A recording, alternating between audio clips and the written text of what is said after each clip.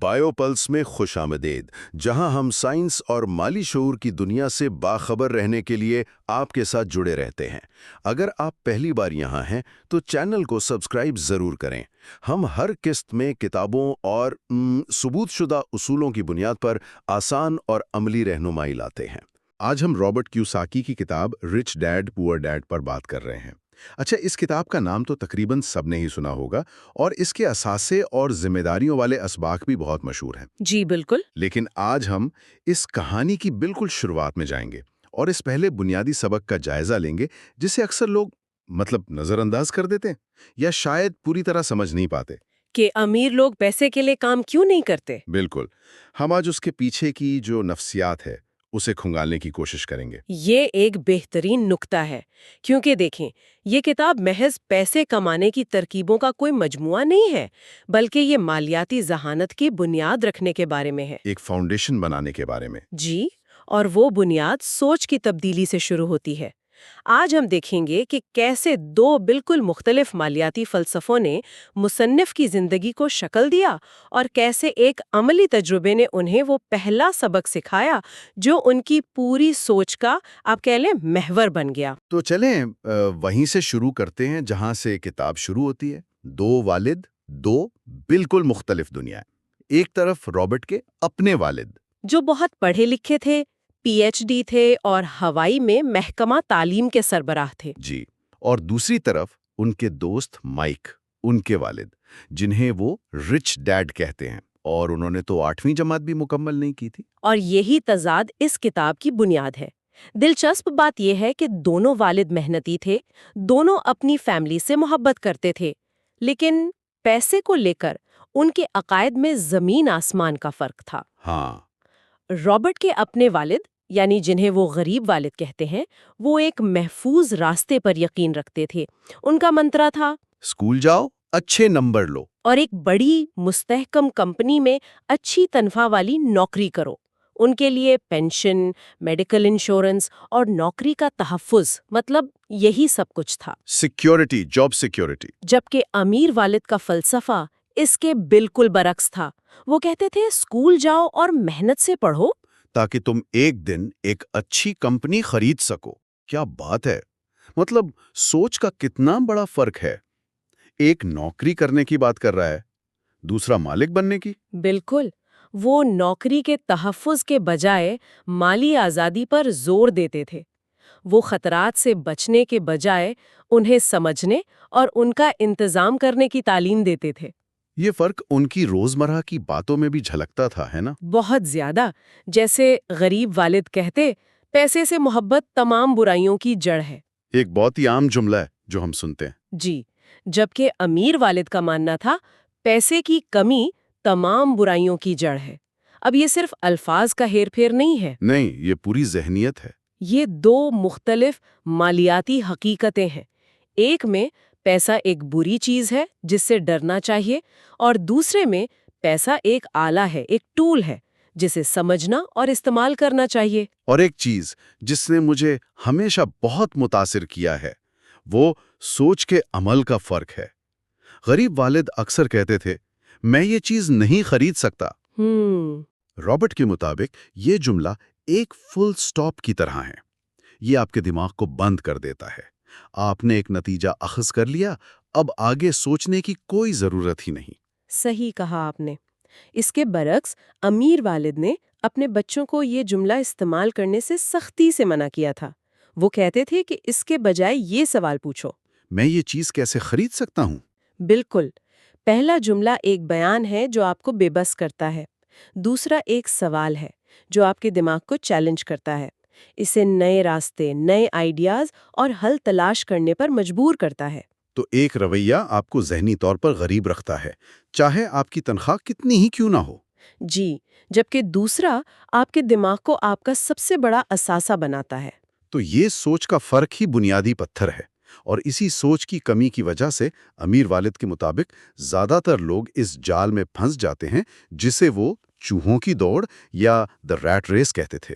जी, یہ تصور کیا ہے اور یہ ہماری زندگیوں پر کیسے لاگو ہوتا ہے؟ دیکھیں، ریٹ ریس دراصل اوسط تعلیم یافتہ اور محنتی انسان کی زندگی کا مالیاتی نقشہ ہے۔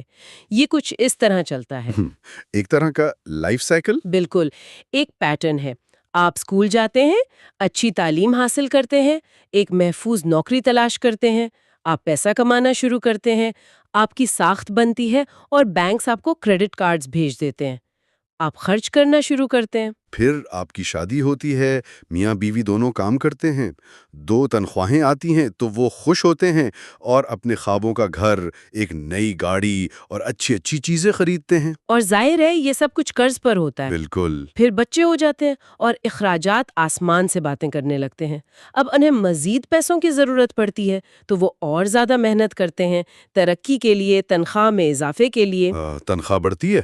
تنخواہ بڑھتی ہے، لیکن وہ ایک اونچے ٹیکس بریکٹ میں چلے جاتے ہیں، ان کے گھر کے ٹیکس بڑھ جاتے ہیں، ان کے قرضوں کی قسطیں وہیں ہوتی ہیں۔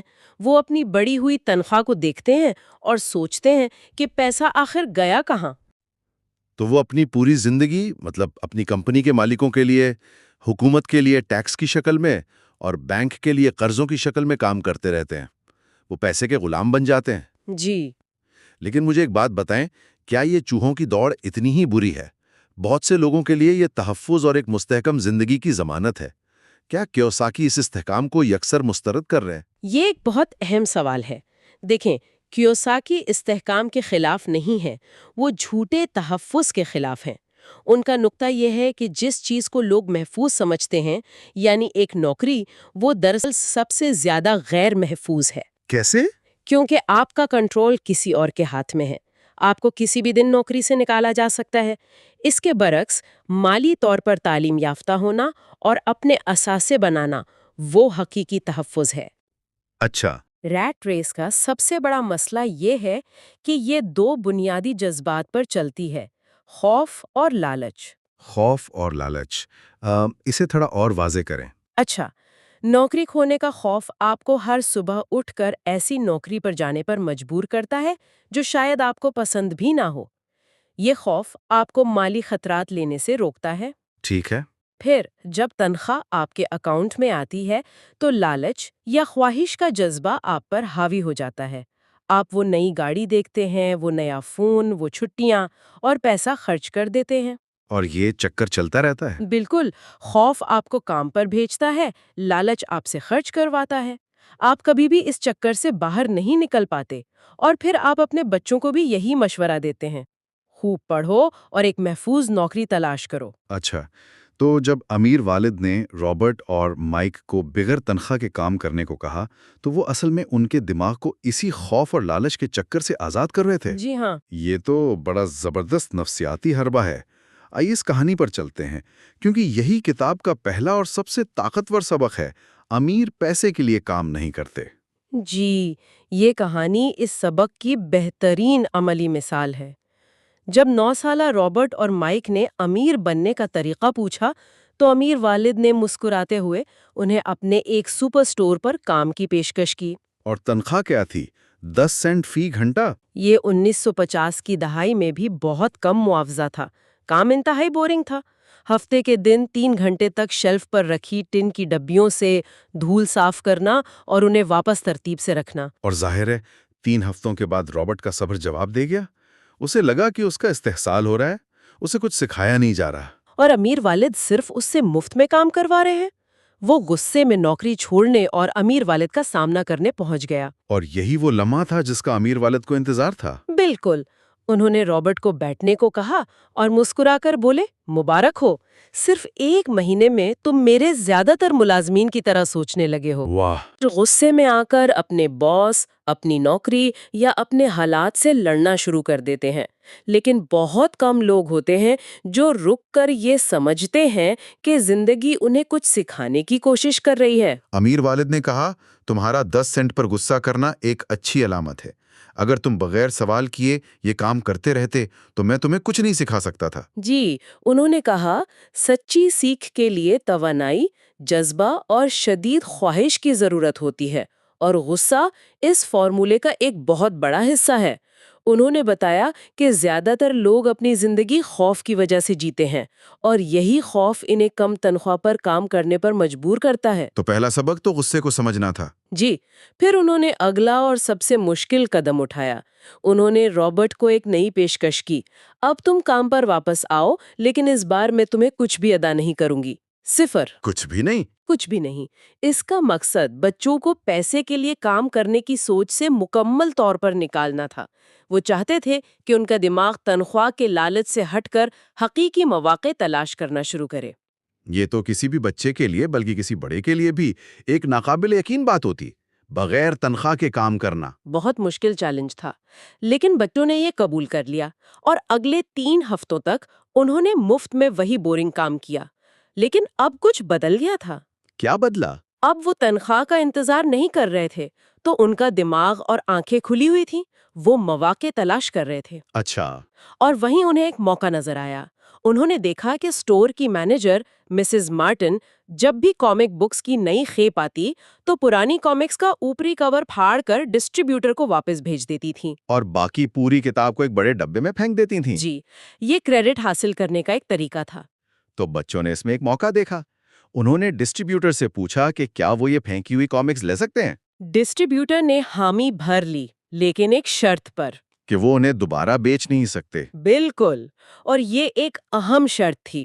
اگر وہ بیچتے تو وہ صرف ایک اور نوکری کر رہے ہوتے، لیکن انہوں نے ایک بہتر منصوبہ بنایا۔ کیا منصوبہ تھا؟ انہوں نے وہ سینکڑوں کامک بکس لیں اور مائک کے گھر کے خالی تہہ خانے میں ایک لائبریری قائم کی۔ ایک لائبریری؟ واہ! جی، انہوں نے اپنے پڑوس کے بچوں کو دعوت دی کہ وہ 10 سینٹ داخلہ فیس دے کر لائبریری میں آ سکتے ہیں اور 2 گھنٹے تک جتنی چاہیں کامکس پڑھ سکتے ہیں۔ یہ تو ایک شاندار بزنس ماڈل تھا۔ ایک کامک بک اس وقت 10 سینٹ کی آتی تھی، لیکن یہاں بچے 10 سینٹ میں 2 گھنٹے کے اندر 5، 6 یا اس سے بھی زیادہ کامکس پڑھ سکتے تھے۔ بچوں کے لیے تو یہ ایک زبردست ڈیل تھی۔ بالکل۔ اور نتیجہ، ان کا یہ کاروبار کامیاب ہو گیا۔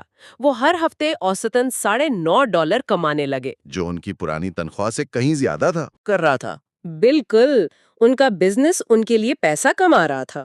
تو یہی کیوساکی کے مطابق اثاثے کی اصل تعریف ہے، کوئی بھی چیز جو آپ کی جیب میں پیسہ ڈالے جبکہ آپ وہاں خود موجود نہ ہوں۔ درست۔ اس کے برعکس ان کے غریب والد کا گھر، جسے وہ اپنا سب سے بڑا اثاثہ سمجھتے تھے، وہ دراصل ایک لائبلٹی یا ذمہ داری تھی، کیونکہ وہ ہر مہینے ان کی جیب سے پیسہ نکالتا تھا، مارگیج، ٹیکس، مرمت کی شکل میں۔ بالکل درست کہا۔ کامک بک لائبریری ان بچوں کا پہلا اثاثہ تھا۔ انہوں نے پیسے کے لیے کام کرنا چھوڑ دیا تھا اور پیسے کو اپنے لیے کام پر لگا دیا تھا۔ ان کا دماغ اب تنخواہ کے خوف اور لالچ سے آزاد ہو کر موقع تلاش کر رہا تھا۔ یہی اس پہلے سبق کا اصل نچوڑ ہے۔ جی، یہ صرف ایک کاروبار شروع کرنے کے بارے میں نہیں ہے، بلکہ اپنی سوچ کو ایک ملازم سے ایک سرمایہ کار کی سوچ میں بدلنے کے بارے میں ہے۔ تو آج کی اس گفتگو کا خلاصہ اگر ہم کریں تو جو بات سامنے آئی وہ یہ ہے کہ مالی آزادی کا پہلا قدم پیسے کے پیچھے بھاگنا نہیں، بلکہ یہ سمجھنا ہے کہ پیسہ کیسے کام کرتا ہے۔ غریب اور متوسط طبقہ اپنی زندگی پیسے کے لیے کام کرتے ہوئے گزار دیتا ہے، جو انہیں اسی چوہوں کی دوڑ میں قید رکھتا ہے۔ جبکہ امیر لوگ مالی تعلیم حاصل کرتے ہیں تاکہ وہ اثاثے بنا سکیں، ایسے نظام جو ان کے لیے پیسہ کمائیں۔ انہوں نے اپنے دماغ کو اپنا سب سے قیمتی اثاثہ بنایا۔ ایک ایسا اثاثہ جو مزید اثاثک بنانے کی صلاحیت رکھتا ہے۔ بالکل، یہ صرف امیر پیدا ہونے کی بات نہیں، یہ امیروں کی طرح سوچنے کی بات ہے۔ اور آخر میں سننے والوں کے لیے ایک سوچ، کیوساکی کا ماڈل نوکری کرنے کے بجائے کاروبار اور سرمایہ کاری پر بہت زور دیتا ہے، لیکن ایک سوال یہ بھی اٹھتا ہے کہ کیا یہ ہر کسی کے لیے قابل عمل ہے؟ یہ بہت اہم سوال ہے۔ مطلب معاشرے کو اچھے ڈاکٹرز، اساتذہ، انجینئرز اور ہنرمندوں کی بھی تو ضرورت ہے جو پیسے کے لیے کام کرتے ہیں۔ تو کیا اصل سبق اپنی نوکری چھوڑ دینا ہے؟ شاید نہیں، میرے خیال میں اصل سبق یہ ہے۔ یا اپنی نوکری کے ساتھ ساتھ ایک سرمایہ کار کی طرح سوچنا اور اپنی آمدنی کو اپنے لیے کام پر لگانا شروع کرنا ہے، چاہے وہ کتنی ہی چھوٹی کیوں نہ ہو۔ بالکل یہی بات ہے۔ اصل سبق نوکری چھوڑنا نہیں، بلکہ اپنی سوچ بدلنا ہے۔ آپ اپنی نوکری کرتے رہیں لیکن اس سے جو آمدنی ہو اسے اثاثے بنانے میں لگائیں۔ یہی حقیقی مالی ذہانت ہے۔ بائیو پلس میں خوش آمدید، علم، شعور اور خود انحصاری کی دنیا میں۔ یہ ہے حصہ نمبر 2، مالی تعلیم۔ تو آئیے اس گہری بحث کا آغاز کرتے ہیں۔ آج ہم ایک ایسے سوال کا جواب تلاش کریں گے جو شاید بہت سے لوگوں کے ذہن میں آتا ہے کہ کیوں پڑھے لکھے، قابل اور محنتی لوگ اکثر ساری زندگی مالی طور پر جدوجہد کرتے رہتے ہیں۔ جی، اور وہیں دوسری طرف کچھ لوگ بظاہر کم محنت سے زیادہ امیر ہو جاتے ہیں۔ بالکل۔ یہ ایک بہت اہم سوال ہے، اور ہمارے پاس جو مواد ہے وہ یہ دعویٰ کرتا ہے کہ اس کا جواب ایک بہت ہی سادہ سے راز میں چھپا ہوا ہے۔ اچھا؟ جی، ایک ایسا بنیادی اصول جسے اسکولوں یا کالجوں میں نہیں سکھایا جاتا، اور یہ اصول اتنا طاقتور ہے کہ یہ امیر اور باقی سب کے درمیان ایک لکیر کھینچ دیتا ہے۔ اور یہی ہماری آج کی گفتگو کا مرکز ہے۔ پچھلی بار ہم نے یہ سیکھا تھا کہ امیر لوگ پیسے کے لیے کام نہیں کرتے، بلکہ پیسہ ان کے لیے کام کرتا ہے۔ آج ہم سمجھیں گے کہ وہ ایسا کرتے کیسے ہیں۔ ہم دیکھیں گے کہ کیوں زیادہ آمدنی بھی مالی مسائل حل نہیں کرتی، اور امیر، غریب اور متوسط طبقے کے پیسے کو دیکھنے اور استعمال کرنے کے انداز میں کیا بنیادی فرق ہے۔ تو یہ صرف پیسے کمانے کی بات نہیں ہے، بلکہ پیسے کی زبان سمجھنے کی بات ہے۔ تو وہ ایک اصول، وہ ایک راز کیا ہے جس پر یہ سارا نظام کھڑا ہے؟ دیکھیں، مواد میں ایک بات پر بہت زور دیا گیا ہے کہ اگر کسی کو امیر بننا ہے تو اسے بس ایک چیز جاننے اور اس پر عمل کرنے کی ضرورت ہے۔ اور وہ کیا ہے؟ وہ ہے ایسٹس اور لائبلٹیز، یعنی اثاثے اور واجبات کے درمیان فرق سمجھنا، اور اپنی زندگی صرف اور صرف اثاثے خریدنے پر مرکوز کرنا۔ ایک منٹ، کیا واقعی یہ اتنا ہی آسان ہے؟ مطلب مالی کامیابی کا سارا راز صرف ان 2 الفاظ کے فرق میں چھپا ہے؟ یہ بات کچھ ہضم نہیں ہو رہی۔ نہیں، آپ بالکل ٹھیک کہہ رہے ہیں، یہ سننے میں بہت زیادہ سادہ لگتا ہے۔ ہاں، کیونکہ ہم سب نے اسکول میں یہ الفاظ سنے ہیں، یہ کوئی انقلابی خیال تو نہیں لگتا۔ مسئلہ یہی ہے، مسئلہ یہ ہے کہ ہم ان الفاظ کی جو کتابی تعریفیں ہیں نا، ان میں الجھ جاتے ہیں، لیکن جو ذرائع ہمارے پاس ہیں ان میں مصنف کے امیر والد نے اسے ناقابل یقین حد تک آسان بنا دیا ہے۔ کیسے؟ انہوں نے پیچیدہ اکاؤنٹنگ کو ایک طرف رکھا اور کہا، اثاثہ یعنی ایسٹ وہ چیز ہے جو آپ کی جیب میں پیسہ ڈالتی ہے، ٹھیک ہے۔ اور واجبات یعنی لائبلٹی وہ چیز ہے جو آپ کی جیب سے پیسہ نکالتی ہے۔ بس؟ جی بس، یہی پوری کہانی ہے۔ اچھا، یہ تو واقعی بہت سادہ تعریف ہے، جو پیسہ جیب میں ڈالے اور جو پیسہ جیب سے نکالے۔ لیکن اگر یہ اتنا ہی آسان ہے تو پھر ہر کوئی امیر کیوں نہیں ہو جاتا؟ مسئلہ کہاں ہے؟ مسئلہ یہ ہے کہ یہ سننے میں جتنا آسان ہے، عملی زندگی میں اس پر عمل کرنا اتنا ہی مشکل ہے۔ کیوں؟ اس کی وجہ یہ ہے کہ ہمارے جذبات، ہمارا معاشرتی دباؤ ہماری منطق پر حاوی ہو جاتا ہے۔ ہم ایسی چیزیں خریدتے ہیں جنہیں ہم اثاثہ سمجھتے ہیں، لیکن در حقیقت وہ ہماری سب سے بڑی واجبات ہوتی ہیں۔ اور اس پورے کھیل کو سمجھنے کی چابی ایک اور لفظ میں ہے، کیش فلو، یعنی نقد رقم کا بہاؤ۔ یہ نمبروں کی کہانی ہے کہ پیسہ آپ کی زندگی میں کس طرف بہہ رہا ہے، اندر کی طرف یا باہر کی طرف۔ ٹھیک ہے، تو آئیے اس کیش فلو کی کہانی کو سمجھتے ہیں۔ مواد میں کچھ خاکوں یعنی ڈائیگرامز کا ذکر ہے جو اس بہاؤ کو بہت اچھی طرح واضح کرتے ہیں۔ جی بالکل۔ تو آئیے ایک عام غریب یا مالی طور پر جدوجہد کرنے والے شخص سے شروع کرتے ہیں۔ ان کا کیش فلو کیسا دکھتا ہے؟ ان کی کہانی بہت سیدھی سی ہے۔ ایک نوکری ہوتی ہے، وہاں سے تنخواہ کی شکل میں آمدنی یعنی انکم آتی ہے، اور وہ آمدنی سیدھا اخراجات یعنی ایکسپنسز کے کالم میں چلی جاتی ہے، جیسے ٹیکس، کرایہ، کھانا، ٹرانسپورٹ، کپڑے۔ مہینے کے آخر میں کچھ نہیں بچتا۔ اور ان کے اثاثے اور واجبات کے کالم؟ وہ تقریباً خالی ہوتے ہیں۔ یہ ایک مسلسل چکر ہے، ایک پہیا ہے جس میں وہ پھنسے رہتے ہیں۔ یہ وہ پے چیک ٹو پے چیک والی زندگی ہے، جب تنخواہ بینک میں آتی ہے اور ایک ہفتے کے اندر غائب ہو جاتی ہے۔ بالکل۔ اب آتے ہیں متوسط طبقے کی طرف۔ ان کی کہانی تھوڑی مختلف ہونی چاہیے۔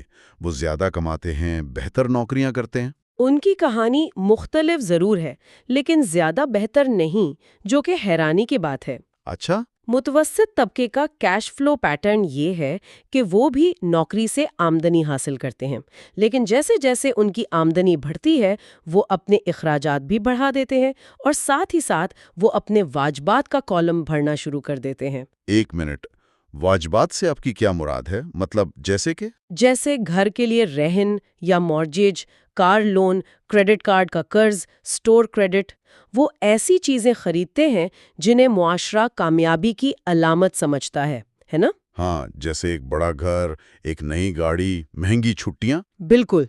लेकिन ये सब चीजें उनकी जेब में पैसा नहीं डालती, बल्कि हर महीने उनकी जेब से पैसा निकालती हैं। और यहीं से वो मशहूर चूहों की दौड़ या रैट रेस शुरू होती है जिसका जिक्र हमारे ज़राए में है। ये आइडिया तो बहुत खौफनाक है। बहुत ज्यादा। ऐसा लगता है कि ज्यादा कमाना भी एक तरह का जाल है। यही तो इस मवाद का मरकजी नुक्ता है। मुतवस्सित तबके के लिए ज्यादा आमदनी का मतलब होता है तर्ज जिंदगी को बेहतर बनाना। ज्यादा तनख्वाह आई तो उन्होंने सोचा अब हम एक बड़ा घर ले सकते हैं। बड़ा घर लिया तो उसके साथ बड़े अखराजात आए, ज्यादा प्रॉपर्टी टैक्स, ज्यादा बिजली का बिल, ज्यादा मरम्मत का खर्चा। और फिर बड़े घर के सामने पुरानी गाड़ी अच्छी नहीं लगती। बिल्कुल। तो नई गाड़ी लोन पर ले ली। अब उसकी माहाना किस्त, इंश्योरेंस और पेट्रोल का खर्चा शुरू हो गया। नतीजा ये होता है कि वो ज्यादा मेहनत करते हैं, ज्यादा कमाते हैं, ज्यादा टैक्स देते हैं, लेकिन माली तौर पर वहीं के वहीं रहते हैं। बिल्कुल वहीं के वहीं। उनका असासों का कॉलम खाली रहता है, जबकि वाजबात का कॉलम बढ़ता चला जाता है। वो सिर्फ अपने बिल अदा करने के लिए जी रहे होते हैं। तो फिर इस जाल से निकलने का रास्ता क्या है? अमीर लोग ऐसा क्या मुख्तलिफ करते हैं कि वो इस दौड़ में फंसते ही नहीं? उनका कैश फ्लो कैसा होता है? अमीर लोगों का कैश फ्लो पैटर्न इन दोनों से बिल्कुल मुख्तलिफ है। उनकी तवज्जो नौकरी या तनख्वाह पर नहीं होती। तो फिर किस चीज पर होती है? उनकी पूरी तवज्जो अपने असासों के कॉलम को बनाने पर होती है। उनकी आमदनी का बुनियादी जरिया उनके असासे होते हैं, नौकरी नहीं। और ये असासे किस किस्म के होते हैं? मतलब आम आदमी के लिए ये क्या चीजें हो सकती हैं? ये वो चीजें हैं जो उनके लिए आमदनी पैदा करती हैं, जैसे स्टॉक्स जिनसे मुनाफा या डिविडेंड्स मिलते हैं, ठीक है। बॉन्ड्स जिनसे सूद मिलता है, रियल एस्टेट यानी ऐसी जायदादें जिनसे किराया आता है, या फिर इंटेलेक्चुअल प्रॉपर्टी जैसे कोई किताब लिख दी जिसकी रॉयल्टी आती रहे, या कोई पेटेंट बना लिया। अच्छा। उनका खेल ये है कि वो अपनी आमदनी से पहले असासे खरीदते हैं, फिर वो असासे मजीद आमदनी पैदा करते हैं, फिर उस नई आमदनी से वो मजीद असासे खरीदते हैं। तो ये एक खुदकार चक्कर बन जाता है। जी, ये एक खुदकार चक्कर है जो वक्त के साथ साथ तेज होता जाता है। उनका आसासों का कॉलम मुसलसल बढ़ता है और एक वक्त ऐसा आता है कि उनके आसासों से होने वाली आमदनी उनके अखराजात से कई ज्यादा हो जाती है। इस मकाम पर उन्हें काम करने की जरूरत नहीं रहती। वाह! यानी गरीब और मुतवस्सत तबका अपनी मेहनत की कमाई से पहले वाजबात और आसाइशें खरीदता है, जबकि अमीर तबका अपनी कमाई से पहले आमदनी पैदा करने वाले आसासे खरीदता है और फिर उन आसासों से होने वाली आमदनी से अपनी आसाइशें खरीदता है। ये सोच का एक बिल्कुल बुनियादी फर्क है। बिल्कुल। अमीर आदमी एक नई महंगी गाड़ी तब खरीदता है जब उसके स्टॉक पोर्टफोलियो या रेंटल प्रॉपर्टीज इतना कैश फ्लो पैदा कर रही हों कि गाड़ी की किस्त और खर्चे आराम से निकल आएं। जबकि मुतवस्सित तबके का शख्स अपनी तनख्वाह या कर्ज लेकर वही गाड़ी खरीदता है और खुद पर एक और माली बोझ डाल लेता है। ये हमें एक बहुत ही मुतनाज़िया नुक्ते पर ले आता है जिस पर इन ज़राए में बहुत जोर दिया गया है, और वो है घर के बारे में। हमारे माशरे में तो अपना घर होना सबसे बड़ी माली कामयाबी और सबसे महफूज सरमायाकारी मानी जाती है ना? जी बिल्कुल, सर पर अपनी छत। लेकिन मुसन्निफ के अमीर वालिद का कहना है कि आपका घर एक असासा नहीं बल्कि एक वाजिबात है, और अगर आपका घर आपकी सबसे बड़ी सरमायाकारी है तो आप मुश्किल में हैं। ये बात बहुत से लोगों को हजम करना मुश्किल होगी। यकीनी तौर पर। और इसकी वजह ये है कि घर के साथ हमारे बहुत गहरे जज्बात वाबस्ता होते हैं। ये सिर्फ ईंट और गारे की इमारत नहीं होती। लेकिन अगर हम जज्बात को एक तरफ रखकर खालिस कैश फ्लो की तारीफ के मुताबिक देखें कि क्या ये चीज मेरी जेब में पैसा डालती है या निकालती है, बिल्कुल, तो तस्वीर वाज़ेह हो जाती है। लेकिन ये बात समझना फिर भी बहुत मुश्किल है। लोग कहेंगे कि मेरे घर की कीमत तो बढ़ रही है, मैंने इसे 1 करोड़ में खरीदा था, आज उसकी कीमत 2 करोड़ है, तो ये असासा कैसे नहीं हुआ? ये एक बेहतरीन सवाल है और मवाद इस नुक्ते को कई जावियों से देखता है। पहली बात, जब तक आप घर बेच नहीं देते, वो बढ़ती हुई कीमत सिर्फ कागज पर है, आप उससे कोई फायदा नहीं उठा सकते। सही। दूसरी बात, जब आप बेचेंगे भी तो आपको रहने के लिए एक और जगह खरीदनी पड़ेगी, जिसकी कीमत भी शायद इतनी ही बढ़ चुकी होगी। लेकिन सबसे अहम बात यह है कि जब तक आप उस घर में रह रहे हैं, वो हर महीने आपकी जेब से पैसा निकाल रहा है। किस तरह? आप मॉर्गेज या कर्ज की किस्त अदा कर रहे हैं, आप प्रॉपर्टी टैक्स दे रहे हैं, आप घर की इंश्योरेंस करवा रहे हैं, आप उसकी मरम्मत और देखभाल पर खर्च कर रहे हैं। ये सब वो अखराजात हैं जो मुसलसल आपकी जेब से पैसा बाहर ले जा रहे हैं। तो कैश फ्लो के नुक्ता नजर से कैश फ्लो के नुक्ता नजर से ये एक क्लासिक वाजिबात है। तो क्या इसका मतलब ये है कि जराए ये कह रहे हैं कि घर ना खरीदा जाए? जाहिर है हर कोई अपने घर का ख्वाब देखता है। हरगिज नहीं। वो ये नहीं कह रहे कि घर ना खरीदें, बल्कि कह रहे हैं कि इसे अपनी पहली या सबसे बड़ी सरमायाकारी ना बनाएं। वो तरजीहात को बदलने की बात कर रहे हैं। अच्छा, यानी प्रायोरिटीज शिफ्ट करने की बात हो रही है। जी, वो ये दलील पेश करते हैं कि अगर एक नौजवान जोड़ा शादी के बाद फौरन एक बड़ा घर खरीदने के लिए भारी कर्ज लेने के बजाय शुरू के चंद साल एक छोटे सस्ते किराए के घर में रहकर अपनी बचत से अपने आसासों का कॉलम बनाने पर तवज्जो दे, तो उनका मुस्तकबिल मुख्तलिफ हो सकता है। बहुत मुख्तलिफ हो सकता है। यानी वो पहले कुछ स्टॉक्स या कोई छोटी रेंटल प्रॉपर्टी खरीदें। बिल्कुल, वो पहले ऐसे असासे खरीदें जो इतना कैश फ्लो पैदा करना शुरू कर दें कि वो उनके ख्वाबों के घर के अखराजात पूरे कर सकें। इसकी कोई मिसाल दें? तसव्वुर करें कि आपने एक फ्लैट खरीदा और इसे किराए पर दे दिया। इससे जो किराया आ रहा है वो आपके अपने घर की मॉर्गेज की किस्त अदा कर रहा है। इस सूरत में घर का बोझ आपकी जेब पर नहीं पड़ता। इस वक्त आपका घर वाकई एक आसाइश बन जाता है, ना कि एक माली बोझ। और यही पर शायद अच्छे कर्ज और बुरे कर्ज का फर्क भी वाज़ेह होता है ना? बिल्कुल, आपने बहुत अहम नुक्ता उठाया। घर के लिए लिया गया ज़ाती कर्ज बुरा कर्ज है, क्योंकि वो आपकी जेब से पैसा निकालता है। लेकिन अगर आप एक ऐसी प्रॉपर्टी खरीदने के लिए कर्ज लें जिसे आप किराए पर देकर मुस्बत कैश फ्लो हासिल करें, तो वही कर्ज एक अच्छा कर्ज बन जाता है। क्योंकि वो आपके लिए पैसा कमा रहा है। आपने बिल्कुल सही समझा। ये सारा खेल ही इस फर्क को समझने का है। इस सबसे ये बात तो वाज़ेह हो रही है कि सिर्फ ज्यादा पैसा कमाना मसले का हल नहीं है। दरहकीकत हमारे ज़राए के मुताबिक माली जहानत के बगैर ज्यादा पैसा अक्सर मसाइल को मजीद बिगाड़ देता है। जी हाँ, ये एक और अहम नुक्ता है। पैसा सिर्फ आपके दिमाग में चलने वाले कैश फ्लो के पैटर्न को तेज कर देता है। मतलब अगर आपका पैटर्न ये है कि पैसा आया और खर्च हो गया, तो ज्यादा आमदनी का मतलब सिर्फ ज्यादा इखराजात होंगे। आप एक छोटी चूहों की दौड़ से निकलकर एक बड़ी और तेज रफ्तार चूहों की दौड़ में शामिल हो जाएंगे। उसकी बेहतरीन मिसालें हम अक्सर खबरों में देखते हैं, वो लॉटरी जीतने वाले जो चंद सालों में फिर से गरीब हो जाते हैं। बिल्कुल, या वो खिलाड़ी जो करोड़ों कमाने के बावजूद रिटायरमेंट के चंद साल बाद दिवालिया हो जाते हैं। हाँ, ये तो बहुत होता है। उनके पास पैसा तो आ जाता है, लेकिन उसे संभालने वाला माली दिमाग या फाइनेंशियल आईक्यू नहीं होता। वो उसी पुराने पैटर्न पर चलते हैं। पैसा आया, खर्च किया, ज्यादा पैसा आया, ज्यादा खर्च किया।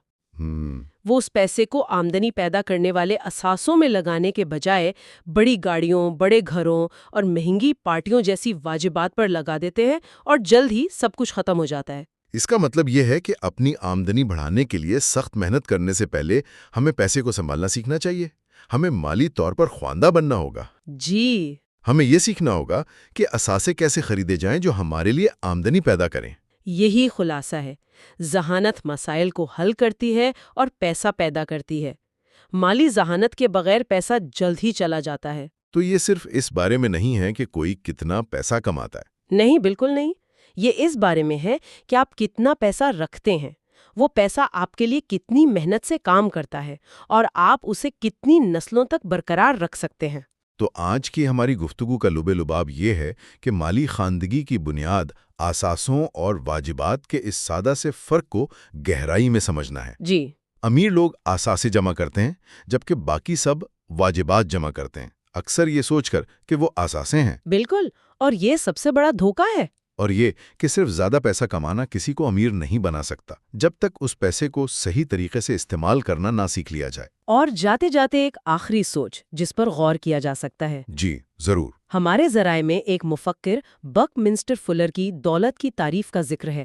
وہ کہتے ہیں، دولت کسی شخص کی زندہ رہنے کی صلاحیت ہے اگر وہ کام کرنا چھوڑ دے۔ اچھا، یعنی اگر آپ آج کام کرنا بند کر دیں تو آپ کتنے دن زندہ رہ سکتے ہیں؟ یہ ایک بہت گہرا سوال ہے۔ یہ ہمیں اپنی مالی حالت کو صرف بینک بیلنس یا تنخواہ کے مقابلے میں کیش فلو اور احساسوں کے نقطہ نظر سے دیکھنے پر مجبور کرتا ہے۔ جی، یہ سوال آپ کی اصل مالی آزادی کی پیمائش کرتا ہے۔ بہت خوب۔ اگلے حصے میں ہم ایک اور دلچسپ اصول پر بات کریں گے۔ اپنے کام سے کام رکھو، یعنی مائنڈ یور اون بزنس۔ ہمارے ساتھ رہنے کا شکریہ۔ بائیو پلس میں خوش آمدید، جہاں علم عمل بنتا ہے۔ یہ ہے حصہ number 3، mind your own business.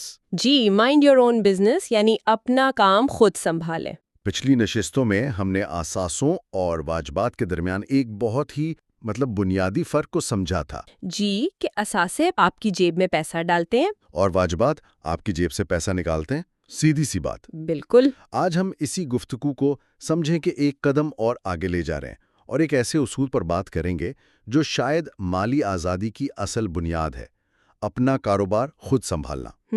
یہ بہت اہم نکتہ ہے۔ سوچنے کی بات ہے کہ زیادہ تر لوگ اپنی پوری زندگی کسی اور کے لیے کام کرتے ہیں، کسی اور کی کمپنی کے لیے۔ جی، کسی اور کا اثاثہ بنانے کے لیے۔ بالکل۔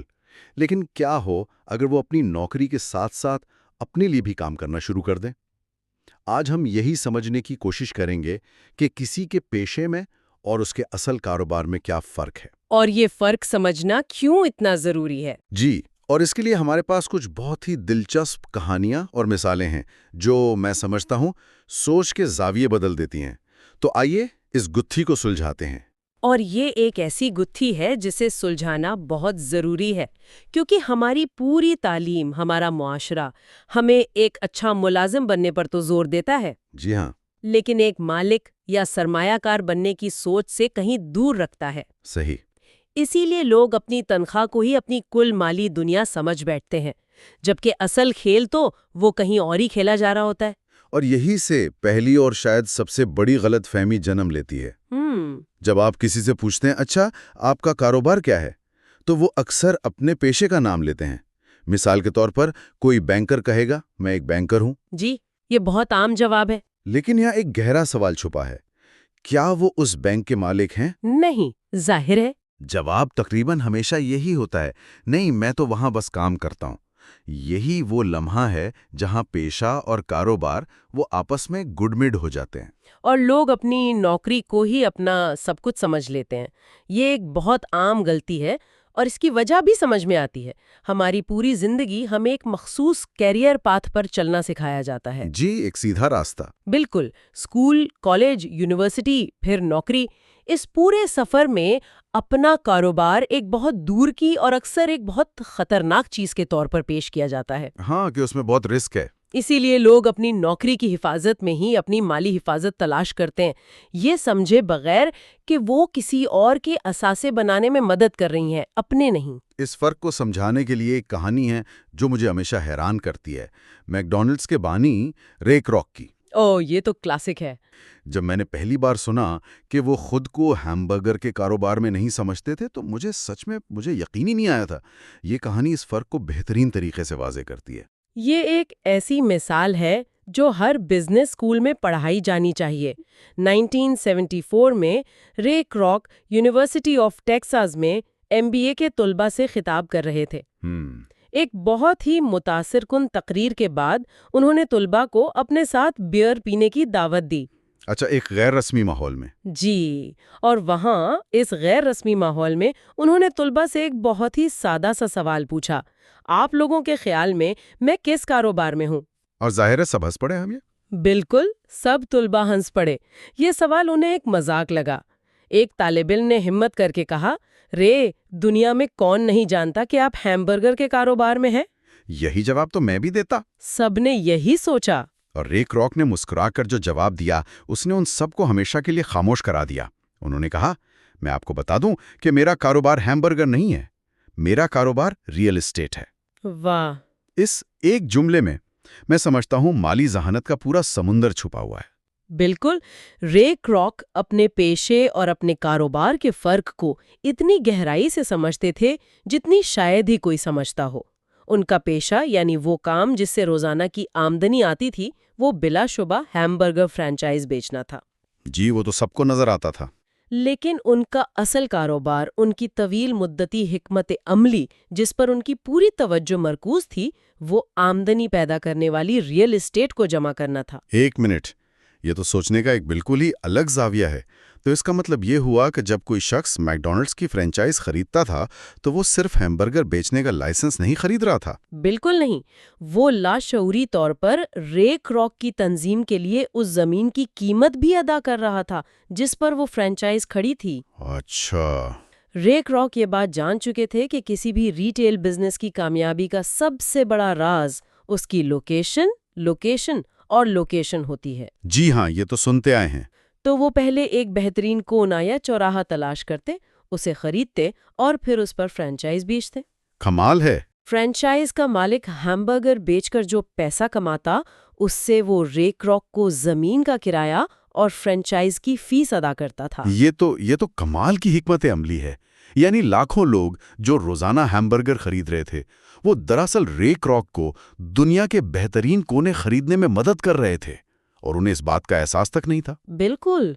आज मैकडॉनल्ड्स दुनिया में रियल एस्टेट का सबसे बड़ा वाहिद मालिक है, जो अमेरिका और दुनिया भर में सबसे कीमती चौराहों और गलियों का मालिक है। और हैमबर्गर तो सिर्फ उस रियल एस्टेट एम्पायर की कीमत अदा करने का एक जरिया थे, एक कैश फ्लो इंजन। बिल्कुल, हैमबर्गर उनका कैश फ्लो इंजन था, लेकिन असल दौलत उनकी रियल एस्टेट थी।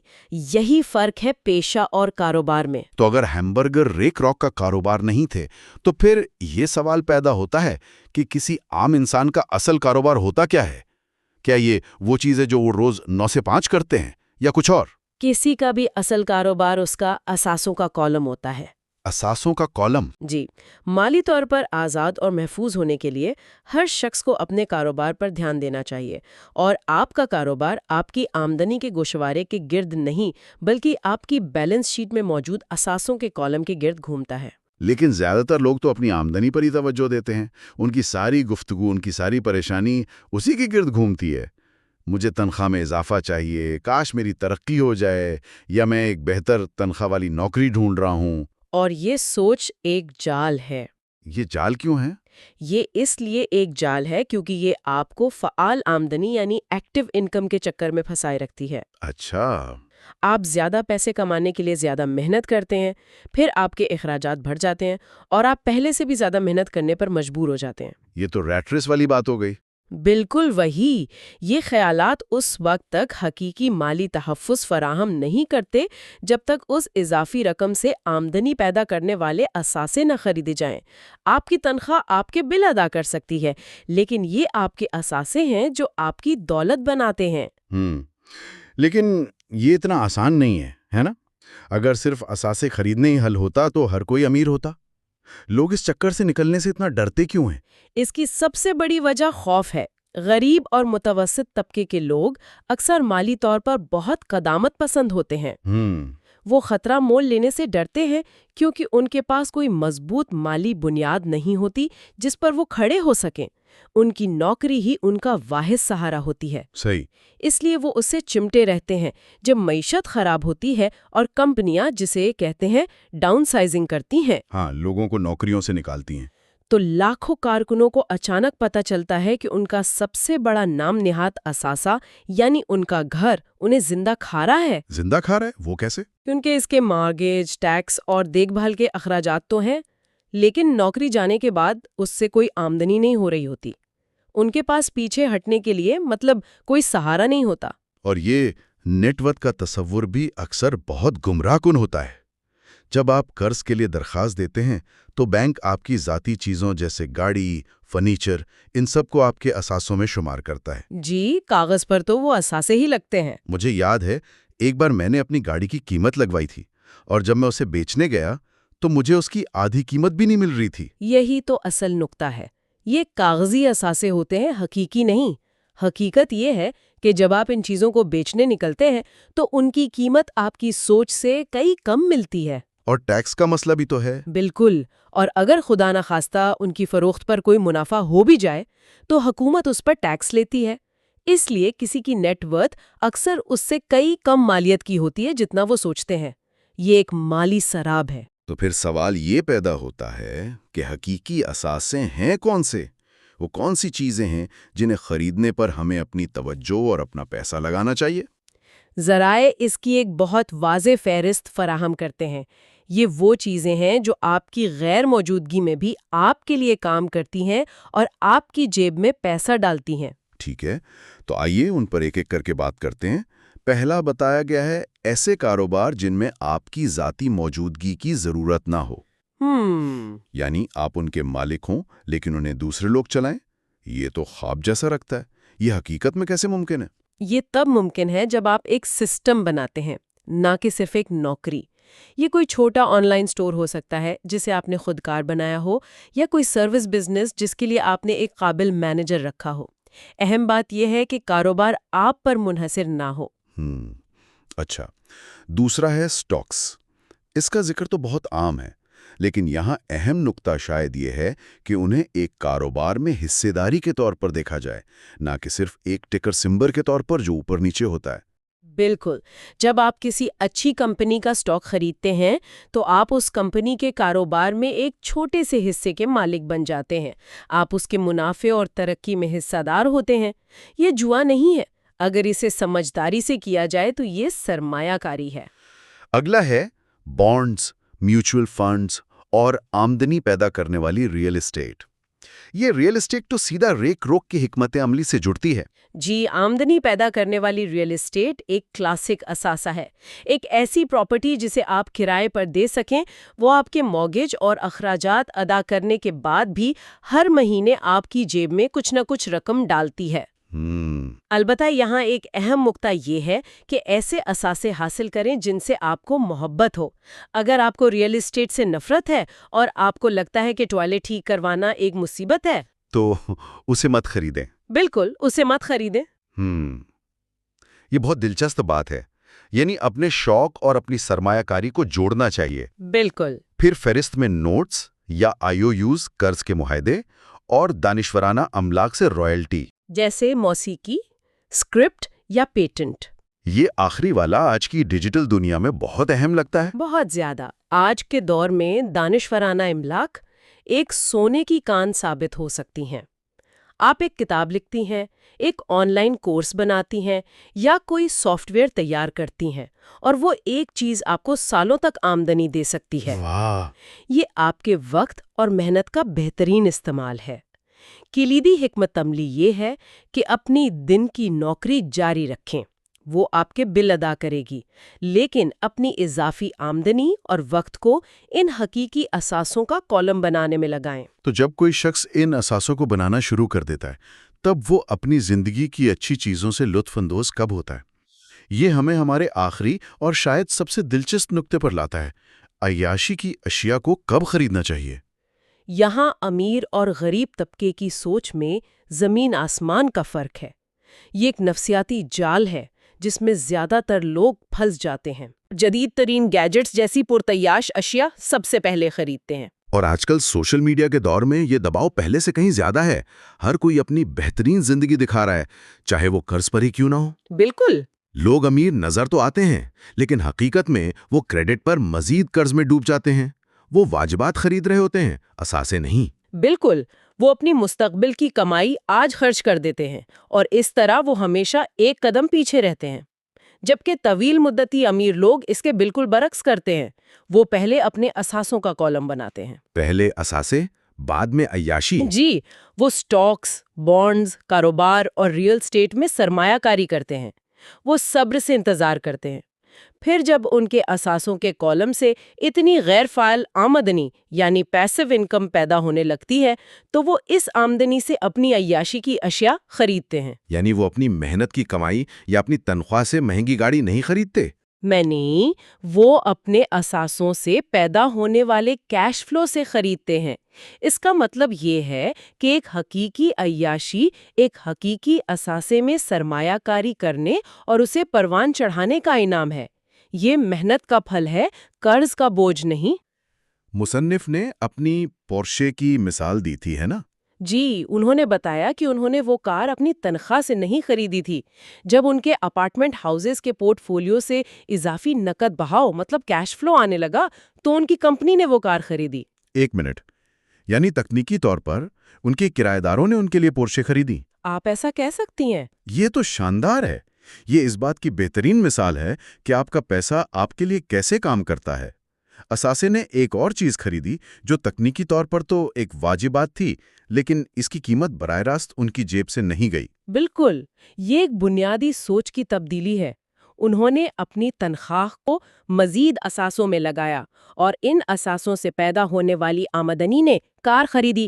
اس کا مطلب یہ ہے کہ پیسہ ان کے لیے کام کر رہا تھا تاکہ مزید پیسہ بنایا جا سکے، بجائے اس کے کہ وہ خود پیسے کے لیے مزید سخت محنت کرتے رہیں۔ جی، پہلے اثاثہ بنائیں، پھر اس اثاثے کو عیاشی کی چیز خریدنے دیں۔ تو آج کی گفتگو کا خلاصہ یہ ہے کہ اپنا کاروبار سنبھالنے کا مطلب اپنی نوکری چھوڑنا نہیں، ہرگز نہیں۔ بلکہ اپنی نوکری کو ایک ذریعہ کے طور پر استعمال کرنا ہے تاکہ اپنے اثاثوں کا کالم مضبوط بنایا جا سکے۔ آپ کا پیشہ آپ کے بل ادا کرتا ہے، لیکن آپ کا کاروبار آپ کو دولت مند بناتا ہے اور مالی طور پر آزاد کرتا ہے۔ اور اس کے لیے ریک رک کی طرح سوچنا ضروری ہے کہ آپ کا اصل کھیل کیا ہے۔ اپنی آمدنی کو حقیقی آمدنی پیدا کرنے والے اثاثوں میں لگائیں اور یاشی کی اشیاء تب خریدیں جب آپ کے اثاثے ان کی قیمت آرام سے ادا کر سکے، نہ کہ آپ کی محنت کی کمائی۔ یہی آپ کو ریٹ ریس سے نکال کر مالی آزادی کی شاہراہ پر ڈال دیتا ہے۔ بالکل، یہ واقعی سوچ بدل دینے والی گفتگو تھی۔ یہ صرف پیسے کے بارے میں نہیں ہے، بلکہ زندگی کو دیکھنے کے ایک نئے انداز کے بارے میں ہے۔ سکتی ہے جب وہ صرف اپنی آمدنی بڑھانے پر توجہ دینے کے بجائے ہر ماہ چاہے کتنی ہی چھوٹی رقم کیوں نہ ہو اپنے اثاثوں کے کالم میں کچھ شامل کرنا شروع کر دے۔ یہ ایک چھوٹی سی عادت لگتی ہے، لیکن وقت کے ساتھ ساتھ کمپاؤنڈنگ کی طاقت کی وجہ سے یہ مالی آزادی کی ایک پوری سلطنت تعمیر کر سکتی ہے۔ اگلے حصے میں ہم جانیں گے lesson 4 history of taxes and power of corporations. بائیوپلس مالیاتی آزادی کا سفر میں خوش آمدید۔ یہ ہے حصہ نمبر 4، ٹیکس اور کارپوریشنز۔ تو آج ہم ایک بہت ہی دلچسپ اور شاید کچھ لوگوں کے لیے ایک متنازع خیال پر بات کرنے والے ہیں جو ہمارے ذرائع میں پیش کیا گیا ہے۔ جی، وہ یہ کہ پیسہ کمانے کے جو اصول ہیں وہ امیروں اور باقی سب کے لیے بالکل مختلف ہیں۔ بالکل۔ خاص طور پر یہ ذرائع ایک بہت بڑے فرق کی طرف اشارہ کرتے ہیں، اور وہ ہے ٹیکس۔ ٹیکس، جی، ہم سب نے یہ بات سنی ہے، بلکہ یہ ایک عام خیال ہے کہ امیروں پر زیادہ ٹیکس لگایا جائے تاکہ غریبوں اور متوسط طبقے کی مدد ہو سکے۔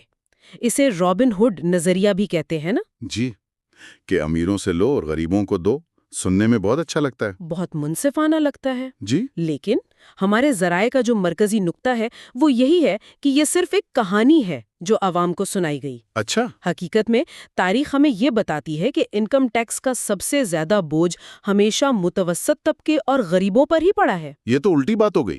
بالکل، اور حیرانی کی بات یہ ہے کہ یہی سوچ، یہی رابن ہوڈ والا آئیڈیا اصل میں غریب اور مڈل کلاس کے لیے سب سے بڑی مالی پریشانیوں کی جڑ بنا۔ یہ بات ہضم کرنا واقعی تھوڑا مشکل ہے۔ مطلب ایک ایسا قانون جو بنایا ہی امیروں کو قابو کرنے کے لیے گیا تھا، وہی قانون متوسط طبقے کے گلے پڑ گیا۔ یہ کیسے ہوا؟ اس کو سمجھنے کے لیے ہمیں تھوڑا تاریخ میں پیچھے جانا پڑے گا کہ یہ انکم ٹیکس کا نظام شروع کیسے ہوا۔ جی بالکل۔ دیکھیں، اگر ہم تاریخ پر نظر ڈالیں جو ہمارے ذرائع میں بیان کی گئی ہے تو یہ جان کر حیرت ہوتی ہے کہ مستقل انکم ٹیکس کوئی بہت پرانی چیز نہیں ہے۔ اچھا، انگلینڈ اور امریکہ میں شروع میں کوئی مستقل انکم ٹیکس نہیں تھا۔ مطلب حکومتیں ہر سال آپ کی کمائی پر نظر نہیں رکھتی تھیں۔ تو پھر ٹیکس کیسے جمع ہوتا تھا؟ ٹیکس صرف ہنگامی حالات کے لیے ہوتے تھے، خاص طور پر جنگوں کے اخراجات پورے کرنے کے لیے، جیسے برطانیہ نے نیپولین کے خلاف جنگ کے لیے 1799 میں ٹیکس لگایا۔ اور امریکہ نے بھی؟ جی، امریکہ نے اپنی خانہ جنگی یعنی سول وار کے اخراجات کے لیے 1861 میں لگایا، لیکن اہم بات یہ ہے کہ جنگ ختم، ٹیکس ختم۔ ٹھیک ہے، تو یہ ایک عارضی ضرورت تھی، لیکن پھر یہ ہماری زندگی کا ایک مستقل حصہ کیسے بن گیا اور اسے عوام نے قبول کیسے کر لیا؟ مطلب کوئی بھی خوشی سے اپنی کمائی کا حصہ تو نہیں دینا چاہتا۔ یہی تو اس کہانی کا سب سے دلچسپ موڑ ہے۔ 19ویں صدی کے آخر اور 20ویں صدی کے شروع میں امریکہ اور انگلینڈ میں حکومتوں نے انکم ٹیکس کو مستقل کرنے کا فیصلہ کیا۔ لیکن عوام کو کیسے منایا؟ انہوں نے ایک بہت ہوشیار نعرہ استعمال کیا۔ یہ کہا گیا کہ یہ ٹیکس صرف اور صرف امیروں کو سزا دینے کے لیے لگایا جا رہا ہے۔ یعنی امیروں کے خلاف ایک ہتھیار کے طور پر اسے پیش کیا گیا۔ بالکل، یہ خیال عوام میں آگ کی طرح پھیل گیا۔ انہیں لگا کہ آخرکار امیروں کو ان کے کیے کی سزا ملے گی اور دولت کی ایک منصفانہ تقسیم ہوگی، اور اسی وجہ سے عوام کی اکثریت نے اس قانون کی حمایت کی۔ یہ تو ایک کلاسک قسم کا بیٹ اینڈ سوئچ لگتا ہے۔ جی، عوام نے ایک قانون کی حمایت اس لیے کی کہ وہ امیروں کو ٹیکس کے دائرے میں لائے گا، اور پھر ایک نسل بعد وہی قانون خود ان پر لاگو ہو گیا۔ یہ سوچ کر ہی عجیب لگتا ہے۔ بالکل یہی ہوا۔ جیسے ہی حکومت کو ٹیکس کی شکل میں مفت کے پیسے کا ذائقہ لگا تو ان کی بھوک بڑھ گئی۔ ان کی بھوک بڑھ گئی، سرکاری ادارے بڑے ہونے لگے، زیادہ ملازمین رکھے گئے، اور اس پورے نظام کو چلانے کے لیے مزید پیسوں کی ضرورت پڑی۔ اور وہ پیسہ کہاں سے آتا؟ اب یہ پیسہ کہاں سے آتا؟ امیروں کی تعداد تو محدود تھی، تو آہستہ آہستہ ٹیکس کا دائرہ بڑھایا گیا۔ یہ متوسط طبقے تک پہنچا اور پھر ان غریبوں تک بھی جنہوں نے اس کی سب سے زیادہ حمایت کی تھی۔ تو یہ ایک ایسا جال تھا جو بچھایا تو امیروں کے لیے گیا تھا، لیکن اس میں پھنس متوسط طبقہ اور غریب گئے۔ درست۔ تو اب ہم اس مرکزی سوال پر آتے ہیں کہ امیروں نے کیا کیا؟ ظاہر ہے انہوں نے چپ چاپ اپنی جیب سے پیسہ نکال کر حکومت کو تو نہیں دے دیا ہوگا۔ انہوں نے اس نئے کھیل کا مقابلہ کیسے کیا؟ یہاں پر مالیاتی خواندگی یعنی فائنینشل لٹریسی کا کردار سامنے آتا ہے۔ اچھا، ہمارے ذرائع کے مطابق امیروں نے اس نئے ٹیکس قانون کو ایک مسئلے کے طور پر نہیں دیکھا، انہوں نے اسے ایک موقع کے طور پر دیکھا۔ موقع؟ وہ کیسے؟ وہ کھیل کے اصولوں کو سمجھ کر انہیں اپنے فائدے کے لیے استعمال کرنا جانتے تھے، اور ان کا سب سے بڑا ہتھیار تھا کارپوریشن کا قانونی ڈھانچہ۔ کارپوریشن؟ جی، یہ کوئی نئی ایجاد نہیں تھی، یہ صدیوں سے موجود تھی، لیکن اب اس کا استعمال بالکل نئے طریقے سے ہونے والا تھا۔ جب ہم کارپوریشن کا لفظ سنتے ہیں تو ذہن میں شیشے کی بڑی بڑی عمارتیں اور ہزاروں ملازمین آتے ہیں۔ کیا یہاں اسی کی بات ہو رہی ہے؟ نہیں، اور یہی وہ نقطہ ہے جو اکثر لوگ نہیں سمجھتے۔ ایک کارپوریشن اپنی بنیادی شکل میں کوئی عمارت یا فیکٹری نہیں ہے۔ تو پھر یہ کیا ہے؟ یہ صرف قانونی دستاویزات پر مشتمل ایک فائل ہے جو کسی سرکاری ایجنسی کے پاس رجسٹرڈ ہوتی ہے، بس۔ یہ ایک الگ قانونی وجود ہے جس کی کوئی روح نہیں۔ ایک قانونی وجود یعنی ایک شیلڈ کی طرح امیروں کے اثاثوں کو ان سے الگ کر کے محفوظ رکھتی ہے۔ پیسہ کارپوریشن کا ہوتا ہے، فرد کا نہیں۔ اچھا، تو یہ ایک قانونی ڈھال ہے، لیکن یہ ڈھال ٹیکس سے بچانے میں کیسے مدد کرتی ہے؟ یہ وہ سوال ہے جو سب کے ذہن میں ہوتا ہے کہ آخر بڑی بڑی کمپنیاں اربوں کمانے کے باوجود اتنا کم ٹیکس کیسے ادا کرتی ہیں؟ اس کا جواب ایک بہت ہی سادہ لیکن گہرے فرق میں چھپا ہے۔ کارپوریشن کے ذریعے امیروں کو وہ قانونی راستے مل گئے جو ایک عام تنخواہ دار ملازم کو کبھی نہیں مل سکتے۔ جیسے کہ سب سے بڑا فرق یہ تھا کہ کارپوریشن کا income tax rate individual income tax rate سے کم تھا، لیکن اصل جادو اس سے بھی آگے ہے۔ ایک منٹ رکیں، اس کا مطلب ہے کہ کھیل کے اصول ہی بالکل مختلف ہو گئے۔ ایک عام ملازم جو کسی کمپنی کے لیے کام کرتا ہے، اس کا حساب کتاب تو بہت سیدھا ہے۔ جی، بہت سیدھا ہے۔ پہلے وہ کماتا ہے، پھر حکومت فوراً اس کی تنخواہ سے ٹیکس کاٹ لیتی ہے، اور پھر جو کچھ بچتا ہے وہ اسے اپنے خرچوں پر استعمال کرتا ہے۔ بالکل درست۔ اس ترتیب کو یاد رکھنا بہت ضروری ہے۔ عام ملازمین کا فارمولا ہے: نمبر 1 کمائیں، ٹھیک ہے، نمبر 2 ٹیکس ادا کریں، فوراً، اور پھر نمبر 3 خرچ کریں۔ جو بچائے اس میں سے۔ ٹھیک ہے۔ اور امیروں کا؟ وہ امیر لوگ جن کے پاس کارپوریشنز ہوتی ہیں، ان کا فارمولا بالکل الٹ ہے۔ وہ اس طرح کام کرتے ہیں: نمبر 1 کمائیں، یہ تو ایک جیسا ہے۔ یہاں تک ایک جیسا ہے، لیکن پھر آتا ہے نمبر 2 خرچ کریں۔ टैक्स देने से पहले? टैक्स देने से पहले। और फिर आखिर में नंबर 3, जो बचता है उस पर टैक्स अदा करें। वाह, ये तो जहन घुमा देने वाली बात है। यही तरतीब का उलटफेर असल राज है। ये सिर्फ एक छोटा सा अकाउंटिंग ट्रिक नहीं है, ये तो किसी शख्स के अपने पैसे के साथ ताल्लुक को ही बुनियादी तौर पर बदल देता है। चलें इसको एक हकीकी मिसाल से समझते हैं। जरूर। फर्ज करें एक मुलाजिम और एक बिजनेस मालिक, दोनों को अपने काम के लिए एक नए लैपटॉप की जरूरत है। वो उसे कैसे खरीदेंगे और इसमें क्या फर्क होगा? बहुत अच्छी मिसाल है। फर्ज करें मुलाजिम 1 लाख रुपए कमाता है। हुकूमत उस पर मान ले 20,000 रुपए टैक्स काटती है। ठीक है। अब उसके पास 80,000 रुपए बचे हैं। वो उन 80,000 में से 50,000 का लैपटॉप खरीदेगा। उसने लैपटॉप अपनी बादास टैक्स आमदनी से खरीदा। यानी जो पैसा उसके हाथ में आया उससे। बिल्कुल। अब बिजनेस मालिक की तरफ आते हैं।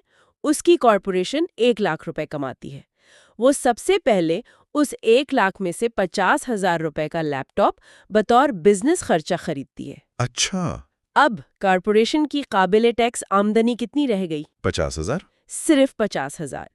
टैक्स इस 50,000 पर लगेगा, पूरे 1 लाख पर नहीं। यानी बिजनेस मालिक के लिए लैपटॉप की असल कीमत बहुत कम पड़ी क्योंकि इस खर्च ने उसका टैक्स भी बचा लिया। जी हाँ। ये बहुत बड़ा कानूनी फायदा है। इसका मतलब तो ये हुआ कि कानून खुद बिजनेस मालिकान की हौसला अफजाई करता है कि वो पैसा खर्च करें और अपने कारोबार में दोबारा लगाएं। यही नुक्ता समझने वाला है। ये निज़ाम एक ताकतवर तरगीबी ढांचा यानी इंसेंटिव सिस्टम बनाता है। कानून बिजनेस मालिकान को कहता है कि कंपनी के लिए नई गाड़ी खरीदो, दफ्तर को बेहतर बनाओ, कारोबारी दौरों पर जाओ, क्योंकि ये सब खर्चे तुम्हारी काबिले टैक्स आमदनी को कम कर देंगे। जबकि एक तनख्वाहदार मुलाजिम के पास ऐसी कोई तरगीब नहीं होती। कुछ भी नहीं। अगर वो काम पर जाने के लिए गाड़ी खरीदता है तो ये उसका ज़ाती खर्चा है, उसे इस पर कोई टैक्स छूट नहीं मिलती। लेकिन मुझे यहाँ एक सवाल पूछना है, क्या ये इतना ही आसान है? क्या इसमें कोई हद नहीं? मतलब कोई भी शख्स अपनी हर चीज को बिजनेस का खर्चा करार दे सकता है? नहीं नहीं, बिल्कुल नहीं। आप अपने खानदान के साथ यूरोप की छुट्टियों को बिजनेस ट्रिप तो नहीं कह सकते ना? यकीनन नहीं, ऐसा नहीं है। हर मुल्क में उसके कवानीन बहुत वाज़ेह होते हैं कि क्या चीज़ जायज़ कारोबारी खर्चा है और क्या नहीं। तो फिर ये कैसे काम करता है? और यहीं पर होशियार वकीलों और अकाउंटेंट्स का किरदार आता है। अमीर लोग इन माहिरीन की खिदमात हासिल करते हैं जो कानून की हुदूद में रहते हुए टैक्स बचाने के तमाम रास्ते जानते हैं। यानी वो कानून को तोड़ते नहीं हैं। वो कानून को तोड़ते नहीं, वो कानून को इस्तेमाल करते हैं। हो सकता है एक शाहाना पार्टी का खर्चा मंजूर ना हो, लेकिन मुस्तकबिल की हिकमत अमली पर बात करने के लिए एक कारोबारी डिनर का खर्चा बिल्कुल जायज़ है। ये कानून को होशियारी से इस्तेमाल करने का खेल है। तो इस पूरे बहस का निचोड़ ये निकलता है कि अमीर और मुतवस्सित तबके के दरमियान असल फर्क सिर्फ पैसे का नहीं, बल्कि इस निज़ाम के इल्म का है। बिल्कुल। अमीर लोग इस मालियाती खेल के उसूलों को जानते हैं और उनका फ़ायदा उठाते हैं, जबकि बाकी लोग सिर्फ मेहनत करते हैं, टैक्स देते हैं और उम्मीद करते हैं कि सब कुछ ठीक हो जाएगा। जी, और ज़राए के मुताबिक असल मसला जहालत है, कानूनों का ना जानना। अच्छा। मुसन्निफ के अमीर वालिद ने उसे सिखाया था कि होशियार बनो ताकि तुम्हें ज़्यादा धक्के ना पड़ें। इसका क्या मतलब था? इसका मतलब यही था कि अगर आपको कावानीन और निज़ाम के काम करने का तरीका मालूम है तो आप मुकाबला कर सकते हैं। अगर आप लाइल्म हैं तो ये निज़ाम आपको कुचल देगा। और ये सब कुछ कानूनी दायरे में होता है? सब कुछ कानूनी दायरे में। अमीर लोग कानून नहीं तोड़ते, वो अक्सर कानून बनाने वालों से भी ज़्यादा होशियारी से कानून को इस्तेमाल करते हैं, क्योंकि उनके पास बेहतरीन मशीर होते हैं। मुझे ये बात बहुत दिलचस्प लगी कि ये सिर्फ बड़ी मल्टीनेशनल कंपनियों के लिए नहीं है। ये उसूल छोटे बिजनेस मालकान, फ्रीलांसर्स और सरमायाकारों पर भी लागू होते हैं। जी, हर सतह पर। मुझे याद है जब मैंने पहली बार बतौर फ्रीलांसर अपने टैक्स फाइल किए थे तो मेरे अकाउंटेंट ने मुझसे मेरे इंटरनेट बिल, फ़ोन बिल, यहाँ तक कि मेरे घर के किराए के एक हिस्से के बारे में भी पूछा था। बिल्कुल। मैं उस वक्त बहुत हैरान हुआ था, लेकिन अब मुझे समझ आ रहा है कि वो मुझे एक बहुत छोटे पैमाने पर कॉरपोरेशन की तरह सोचना सिखा रहा था। बिल्कुल सही। वो आपको सिखा रहा था कि मुनाफे का हिसाब लगाने से पहले कारोबार पर खर्च करो। वाह। इल्म ही असल ताकत है। ये जानना कि पैसा कैसे काम करता है, खास तौर पर टैक्स और कॉर्पोरेट ढांचे के हवाले से, आपको इस दौड़ में बहुत आगे ले जाता है। یہی علم دراصل امیر اور باقی سب کے درمیان ایک لکیر کھینچ دیتا ہے۔ تو آج کی گفتگو سے یہ بات بالکل واضح ہوتی ہے کہ مالی آزادی کے سفر میں صرف دن رات محنت کرنا ہی کافی نہیں، بالکل بھی نہیں۔ بلکہ ان مالی اور قانونی اصولوں کو سمجھنا بھی اتنا ہی ضروری ہے جن پر یہ پورا نظام چلتا ہے۔ یہ جاننا کہ پیسہ کیسے کام کرتا ہے ایک بہت بڑی طاقت ہے۔ یقیناً۔ اس پر غور کرنے کے لیے ایک خیال یہ ہے کہ کیا مالی کامیابی کا راز زیادہ کمانے میں ہے یا زیادہ رکھنے میں؟ بہت گہرا سوال ہے۔ اور ان دونوں میں کیا فرق ہے؟ یہ ایک ایسا سوال ہے جس پر ہر کسی کو سوچنا چاہیے۔ اگلے حصے میں ہم بات کریں گے سبق نمبر 5 پر، امیر پیسہ ایجاد کرتے ہیں۔ ہمارے ساتھ رہیے گا۔ بائیو پلس جہاں ذہانت دولت بناتی ہے، یہ ہے حصہ نمبر 5، امیر پیسہ ایجاد کرتے ہیں۔ اچھا، تو یہ عنوان ہی تھوڑا عجیب سا ہے، امیر پیسہ ایجاد کرتے ہیں۔ جی، سننے میں ایسا لگتا ہے جیسے کوئی جادو کی بات ہو رہی ہو۔ بالکل۔ یہ شاید کچھ غیر قانونی، ظاہر ہے کوئی گھر میں بیٹھ کر نوٹ تو نہیں چھاپ رہا۔ تو پھر اس کا اصل مطلب کیا ہے؟ مطلب کوئی شخص بیٹھے بٹھائے دولت ایجاد کیسے کر سکتا ہے؟ یہی تو سب سے دلچسپ سوال ہے، کیونکہ ہم میں سے زیادہ تر لوگوں کو سکھایا جاتا ہے کہ پیسہ کمانا پڑتا ہے، محنت کر کے، نوکری کر کے۔ جی، ایجاد کرنے کا خیال ہی ہمارے لیے نیا ہے۔ آج جو ذرائع ہمارے پاس ہیں وہ اسی تصور کی تہوں کو کھولتے ہیں۔ وہ بتاتے ہیں کہ یہ پیسے سے زیادہ ذہنیت کا کھیل ہے۔ ذہنیت کا کھیل۔ جی، یہ دنیا کو ایک مختلف نظر سے دیکھنے کے بارے میں ہے، ایک ایسی نظر جو مواقع وہاں دیکھ لیتی ہے جہاں باقی سب کو صرف خالی جگہ نظر آتی ہے۔ ٹھیک ہے، تو آئیے اس کی گہرائی میں اترتے ہیں۔ ذرائع میں 2 کہانیوں کا ذکر ہے جو ایک ہی رات کی ہیں، لیکن ایک دوسرے سے بالکل مختلف حقیقتوں کی عکاسی کرتی ہیں۔ ایک طرف ہیں الیگزینڈر گراہم بیل۔ ٹیلی فون کے موجد۔ جی، وہ اپنی نئی ایجاد اور چھوٹی سی کمپنی کا پیٹنٹ لے کر اس وقت کی سب سے بڑی کمیونیکیشن کمپنی ویسٹرن یونین کے پاس گئے اور انہوں نے $1,00,000 کے عوض اسے بیچنے کی پیشکش کی۔ $1,00,000۔ اچھا، آج یہ رقم شاید اتنی بڑی نہ لگے، لیکن اس وقت کے حساب سے یہ ایک بہت ہی بڑی رقم تھی۔ ضرور۔ لیکن دلچسپ بات یہ نہیں کہ انہوں نے کتنے پیسے مانگے، بلکہ یہ کہ ویسٹرن یونین کے صدر نے کیا جواب دیا۔ انہوں نے کیا کہا؟ انہوں نے اس پیشکش کا مذاق اڑایا، اسے مضحکہ خیز قرار دے کر مسترد کر دیا۔ وہ ایک ایسی کمپنی کے سربراہ تھے جس کا پورا کاروبار ہی پیغام رسانی پر مبنی تھا، لیکن وہ کمیونیکیشن کے مستقبل کو پہچان نہیں سکے۔ یہ بات سوچنے والی ہے۔ ایسا کیوں ہوا؟ میرا مطلب ہے وہ تو اپنی فیلڈ کے ماہر تھے، انہیں تو سب سے پہلے اس کی قدر پہچاننی چاہیے تھی، ہے نا؟ یہی تو اس کہانی کا سب سے اہم سبق ہے۔ کبھی کبھی آپ کی اپنی مہارت ہی آپ کی سب سے بڑی رکاوٹ بن جاتی ہے۔ دیکھیں، ویسٹرن یونین ٹیلی گراف کے نظام میں دنیا کی بہترین کمپنی تھی۔ اچھا۔ وہ اس نظام کے اتنے ماہر تھے کہ وہ اس سے باہر کچھ سوچ ہی نہیں پا رہے تھے۔ ان کے لیے تاروں پر وہ ٹک ٹک کی آواز ہی کمیونیکیشن تھی۔ تو انسانی آواز کو تاروں پر بھیجنے کا خیال انہیں ایک مذاق لگا؟ بالکل، ایک کھلونا لگا۔ انہوں نے موقع نہیں گوایا، ان کی اپنی مہارت نے انہیں اندھا کر دیا تھا اور وہ مستقبل دیکھ ہی نہیں پائے۔ اور اس ایک نہیں کا نتیجہ کیا نکلا؟ نتیجہ یہ نکلا کہ بیل نے اپنی کمپنی بنائی AT&T، جو آگے چل کر خربوں ڈالر کی انڈسٹری بن گئی۔ ویسٹرن یونین تاریخ کا حصہ بن گئی اور AT&T مستقبل۔ ذرائع کے مطابق ایک دوسری کہانی بھی خبروں میں تھی۔ جی، جو اس کے بالکل برعکس ہے۔ ایک مقامی فیکٹری سے نکالے گئے 45 سالہ مینیجر کی۔ وہ اپنے بیوی بچوں کے ساتھ فیکٹری کے گیٹ پر کھڑا گارڈ سے التجا کر رہا تھا کہ اسے بس ایک بار مالکان سے ملنے دیا جائے۔ اس کی نوکری چلی گئی تھی اور اسے ڈر تھا کہ اب اس کا گھر بھی چھن جائے گا۔ اس کی پوری دنیا ایک نوکری کے ختم ہونے سے بکھر رہی تھی۔ یہ تصویر دل دہلا دینے والی ہے، اور جب آپ ان دونوں کہانیوں کو ایک ساتھ رکھتے ہیں تو 2 مختلف مالیاتی حقیقتیں، 2 الگ الگ دنیایں سامنے آتی ہیں۔ کیسے؟ بیل ایک ایسی دنیا میں جی رہے تھے جہاں وہ قدر یعنی ویلیو خود بنا رہے تھے۔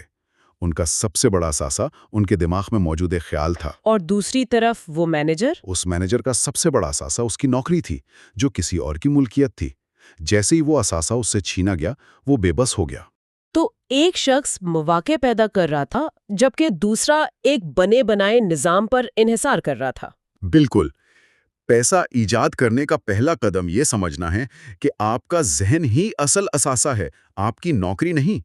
تو پھر ان 2 دنیاؤں کو الگ کیا چیز کرتی ہے؟ کیا صرف یہ کہ بیل ایک ذہین موجد تھے اور وہ مینیجر نہیں تھا؟ ذرائع اس پر ایک بہت چونکا دینے والا نقطہ اٹھاتے ہیں۔ وہ کہتے ہیں کہ حقیقی دنیا میں ذہین لوگ نہیں بلکہ جرأت مند لوگ آگے بڑھتے ہیں۔ جی، اب یہ بات مجھے تھوڑی کھٹکتی ہے۔ کیا یہ کہنا کہ ذہانت ضروری نہیں خطرناک حد تک سادہ بات نہیں؟ بیل صرف جرأت مند نہیں تھے، وہ ایک انتہائی ذہین سائنسدان بھی تھے۔ کیا دونوں چیزیں ضروری نہیں؟ آپ کا سوال بالکل درست ہے۔ یہ ایک بہت اہم نقطہ ہے۔ دیکھیے، ذرائع کا مقصد یہ کہنا نہیں کہ ذہانت کی کوئی اہمیت نہیں، تو پھر بلکہ وہ یہ کہہ رہے ہیں کہ ذہانت اکیلے کافی نہیں ہے۔ دنیا ذہین لوگوں سے بھری پڑی ہیں جو مالی طور پر جدوجہد کر رہے ہیں۔ کیوں؟ کیونکہ ان میں زبردست صلاحیت ہونے کے باوجود خوف اور خود پر شک ان کی ذہانت کو مفلوج کر دیتے ہیں۔ جب پیسے کا معاملہ آتا ہے تو زیادہ تر لوگ خطرہ موڑ لینے سے ڈرتے ہیں، وہ محفوظ راستہ اپنانا چاہتے ہیں۔ تو جرأت کا مطلب آنکھیں بند کر کے چھلانگ لگانا نہیں ہے؟ بالکل نہیں، اس کا مطلب ہے علم اور حساب کتاب کی بنیاد پر قدم اٹھانے کی ہمت کرنا، اس حقیقت کے باوجود کہ ناکامی کا امکان ہمیشہ موجود رہتا ہے۔ بیل کو بھی نہیں معلوم تھا کہ AT&T اتنی بڑی کمپنی بنے گی، لیکن انہیں اپنے خیال کی قدر پر یقین تھا اور انہوں نے اس پر عمل کرنے کی جرأت کی۔ تو یہ خوف ہی ہے جو لوگوں کو پرانے خیالات سے چپکے رہنے پر مجبور کرتا ہے، جیسے یہ خیال کہ ایک اچھی محفوظ نوکری ہی سب کچھ ہے۔ جی، اور ذرائع کے مطابق آج کی تیزی سے بدلتی ہوئی دنیا میں یہ پرانے خیالات ہی سب سے بڑی ذمہ داری یعنی لائبلٹی بن چکے ہیں۔ جو چیز کل آپ کو تحفظ دیتی تھی آج آپ کو پیچھے رکھ سکتی ہے۔ بالکل، سوچیں 300 سال پہلے زمین ہی سب سے بڑی دولت تھی، پھر صنعتی انقلاب آیا تو فیکٹریاں اور پیداوار دولت بن گئی۔ اور آج ہم معلومات کے دور میں رہتے ہیں۔ آج دولت معلومات ہے، اور معلومات کی سب سے خاص بات یہ ہے کہ یہ سرحدوں کی پابند نہیں، یہ روشنی کی رفتار سے پوری دنیا میں پھیلتی ہے۔ اس نئے دور میں پرانے اصولوں سے چمٹے رہنا ایسا ہی ہے جیسے آپ فارمولا 1 کی ریس میں گھوڑا گاڑی لے کے پہنچ جائیں۔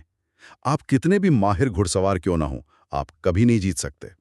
کامیاب وہ ہے جو تبدیلی کو سمجھے اور اس کے مطابق خود کو ڈھال لے۔ ٹھیک ہے، تو اگر ہمارا ذہن ہی اثر اثاثہ ہے اور خوف سب سے بڑی رکاوٹ، تو سوال یہ پیدا ہوتا ہے کہ کوئی اپنے ذہن کو ان مواقع کو دیکھنے کے لیے تربیت کیسے دے؟ صرف یہ کہہ دینا کہ جرأت مند بنو کافی نہیں، اس کی مشق کیسے کی جائے؟ صحیح سوال ہے، اور ذرائع میں اس کے لیے ایک بورڈ گیم کیش فلو کی بڑی دلچسپ مثال دی گئی ہے۔ Cash flow? جی، اسے آپ ایک طرح کا مالیاتی فلائٹ سیمولیٹر کہہ سکتے ہیں۔ اچھا، یہ دلچسپ ہے۔ تو اس میں کیا ہوتا ہے؟ اس میں ایک طلاق یافتہ خاتون کی کہانی ہے جو یہ گیم کھیلنے آئیں۔ وہ مالی معاملات سے بہت گھبراتی تھیں۔ گیم کے دوران انہوں نے ایک کارڈ اٹھایا جس پر ایک کشتی بنی تھی، جسے گیم میں ڈوڈڈ یعنی ایک غیر ضروری چیز کہتے ہیں۔ ٹھیک ہے۔ پھر کچھ دیر بعد انہوں نے ایک اور کارڈ اٹھایا جس پر لکھا تھا کہ ان کی نوکری چلی گئی۔ اس پر وہ اعداد و شمار سے الجھ گئیں اور غصے میں آ گئیں۔ وہ غصہ کیوں ہوئی؟ یہ تو صرف ایک گیم تھا۔ کیونکہ یہ صرف ایک گیم نہیں تھا، یہ ایک آئینہ تھا۔ اس گیم کی خوبصورتی یہ ہے کہ یہ آپ کے مالی رویے اور آپ کی سمجھ کو آپ کے سامنے لا کھڑا کرتا ہے۔ مطلب؟ جب اس خاتون نے کشتی خریدی تو یہ صرف ایک کارڈ نہیں تھا، بلکہ اس نے فوری طور پر ان کے گیم کے انکم سٹیٹمنٹ میں ہر مہینے کا ایک خرچہ ڈال دیا۔ فرض کریں $200 ماہانہ۔ اچھا، تو یہ ایک ذمہ داری یعنی لائبلٹی تھی جو ان کی جیب سے پیسے نکال رہی تھی، چاہے وہ کام کر رہی ہوں یا نہیں۔ بالکل، اور پھر جب ان کی نوکری ختم ہوئی تو آمدنی صفر ہو گئی، لیکن کشتی کا وہ $200 کا خرچہ وہی موجود تھا۔ اوہ! گیم نے انہیں یہ نہیں کہا کہ آپ نے غلطی کی، اس نے صرف حساب دکھا دیا، سیاہ اور سفید میں۔ اور اسی سچائی نے انہیں اتنا پریشان کیا کیونکہ یہ ان کی حقیقی زندگی کی عکاسی تھی۔ یعنی انہیں احساس ہوا کہ وہ اپنی اصل زندگی میں بھی ایسی ہی چیزوں پر پیسے خرچ کر رہی ہیں جو انہیں مالی طور پر کمزور کر رہی ہیں۔ جی، وہ اپنی مالی حالت کی سچائی کا سامنا کرنے پر شرمندہ تھیں۔ انہیں غصہ خود پر آ رہا تھا، گیم پر نہیں۔ تو اس گیم کا مقصد جیتنا نہیں بلکہ یہ سیکھنا ہے کہ جب مالی مشکلات آئیں تو آپ کے پاس کیا آپشنز ہیں۔ آپ صرف ایک نوکری پر انحصار کرنے کے بجائے اور کیا کر سکتے ہیں؟ آپ نے بالکل صحیح پکڑا۔ گیم آپ کو نئے مالیاتی آپشنز کے بارے میں سوچنے پر مجبور کرتا ہے۔ जो लोग गेम की चूहा दौड़ यानी रैट रेस से जल्दी निकल जाते हैं, वो लोग होते हैं जो आदात को समझते हैं और तख्लीकी अंदाज में सोचते हैं। मिसाल के तौर पर इस इजाफी कैश फ्लो को इस्तेमाल करके एक और असासा खरीदते। वो ये समझते हैं कि एक ही मसले के कई हल हो सकते हैं और वो हिसाब किताब के साथ खतरात मोल लेते हैं। वो इम्कानात को देखते हैं जहां दूसरे सिर्फ रुकावटें देखते हैं। और ये सारी बात हमें ज़राए के सबसे बुनियादी और ताकतवर नुक्ते पर लाती है। ये नुक्ता थोड़ा फलसफियाना लगता है, लेकिन ये बहुत गहरा है। पैसा बजाते खुद कोई मादी चीज़ नहीं, बल्कि एक ख्याल है। जी हाँ, ये सुनकर अजीब लगता है, लेकिन अगर आप सोचें तो हमारी जेब में मौजूद करेंसी नोट क्या हैं? सिर्फ कागज के टुकड़े। सही। उनकी अपनी कोई कदर नहीं है। उनकी कद्र उस मुश्तरका यकीन या मुआहदे से आती है कि हम उन्हें चीज़ों और खिदमात के बदले इस्तेमाल कर सकते हैं। ये एक इज्तिमाई ख्याल है। तो अगर पैसा एक ख्याल है, तो पैसा इजाद करने का मतलब नोट छापना नहीं, बल्कि एक नया कीमती ख्याल पैदा करना है, एक ऐसा ख्याल जो इतना ताकतवर हो कि लोग इसके लिए अपने पुराने पैसे यानी वो कागज़ के नोट आपको देने पर राज़ी हो जाएं। जैसे अलेक्जेंडर ग्राहम बेल का ख्याल था। बिल्कुल, उनका ख्याल था क्या हो अगर हम तारों पर इंसानी आवाज़ भेज सकें। ये ख्याल पहले $1,00,000 का था, फिर खरबों डॉलर का बन गया। एक प्रॉपर्टी डेवलपर का ख्याल होता है क्या हो अगर हम इस खाली प्लॉट पर एक अपार्टमेंट बिल्डिंग बना दें। इमारत तो बाद में बनती है, असल कदर तो उस ख्याल में थी। जी, उस ख्याल में जिसने उस खाली जमीन में इम्कानात देखे। तो पैसा इजाद करना दरअसल बड़े पैमाने पर मसाइल को हल करना है। आप एक ज़रूरत या मौका देखते हैं, उसे पूरा करने के लिए एक तख्लीकी हल सोचते हैं, और अगर वो हल कारामद हो तो वो कदर पैदा करता है। और इस कदर को हम पैसे की शक्ल में नापते हैं। इसका मतलब ये नहीं कि आपके पास शुरू करने के लिए बहुत पैसा होना चाहिए, बल्कि ये कि आपको मालूम हो कि पैसे के साथ या पैसे के बगैर मौक़े कैसे पैदा किए जाते हैं। ये एक अहम नुक्ता है। बहुत से लोग लॉटरी जीतते हैं और चंद सालों में वापस वहीं आ जाते हैं। क्यों? क्योंकि उनके पास पैसा तो आ जाता है, लेकिन उसे संभालने और बढ़ाने का ख्याल या इल्म नहीं होता। वो उससे जिम्मेदारियों यानी लायबिलिटीज पर खर्च कर देते हैं, जो उनकी जेब से पैसा निकालती रहती हैं। बिल्कुल। दूसरी तरफ एक शख्स जिसके पास माली जहानत है, वो थोड़े से पैसे या बाज़ औक़ात बगैर पैसों के भी एक सल्तनत खड़ी कर सकता है, क्योंकि उसका सबसे बड़ा औज़ार उसका अपना ज़हन है। ये वो मशीन है जो मालूमात और तख्लीकी सलाहियत को इस्तेमाल करके वहाँ कदर पैदा कर सकती है जहाँ पहले कुछ भी नहीं था। तो आज हमने जो समझा वो ये है कि पैसा ईजाद करना कोई पुरस्कार अमल नहीं है। ये अपने ज़हन को मौक़े देखने के लिए तरबियत देने, खौफ पर हिम्मत से काबू पाने और सिर्फ ज़हीन होने के बजाय जुर्रतमंद बनने का नाम है। जी, ये अपनी सोच को इस तरह बदलने के बारे में है कि आप वो देख सकें जो दूसरे नहीं देख सकते। हमने एक मौमे से शुरू किया था और उसका हल हमारे अपने दिमाग के अंदर ही निकला। दरकार है। तो यहाँ एक सोचने की बात यह है, वो कौन सा पुराना महफूज ख्याल है जो शायद किसी की आंखों पर पट्टी बनकर उसे उन मौक़े को देखने से रोक रहा है जो बिल्कुल उसके सामने मौजूद हैं। अगले हिस्से में हम सीखेंगे आखिरी और अहम सबक नंबर 6, सीखने के लिए काम करें, पैसे के लिए नहीं। बायोपल्स, इल्म से आज़ादी तक का आखिरी कदम। ये है हिस्सा नंबर 6, वर्क टू लर्न। अच्छा, तो आज हम एक बड़े दिलचस्प और शायद थोड़े मुतनाज़िया ख्याल पर बात करने वाले हैं। वो क्या? सीखने के लिए काम करो, पैसे के लिए नहीं। ये बात सुनने में थोड़ी अजीब लगती है ना? बिल्कुल लगती है। क्योंकि बचपन से हमारे जहन में यही बिठाया जाता है कि भाई पढ़ो लिखो, अच्छी नौकरी करो, ताकि अच्छी तनख्वाह मिले। बिल्कुल। तो क्या ये सारा फलसफा गलत है? आज हम इसी पर बात करेंगे। देखें, फलसफा गलत नहीं है, लेकिन शायद अधूरा है। अधूरा कैसे? दुनिया ऐसे बासलाहियत, ज़हीन और पढ़े लिखे लोगों से भरी पड़ी है जो माली तौर पर बहुत जद्दोजहद कर रहे हैं। हाँ, ये तो मैंने भी देखा है। और इसकी वजह ये नहीं कि उनमें काबिलियत नहीं होती। वजह ये होती है कि वो अक्सर अजीम दौलत से सिर्फ एक महारत की दूरी पर होते हैं। एक महारत की दूरी? ये बड़ा दिलचस्प जुमला है।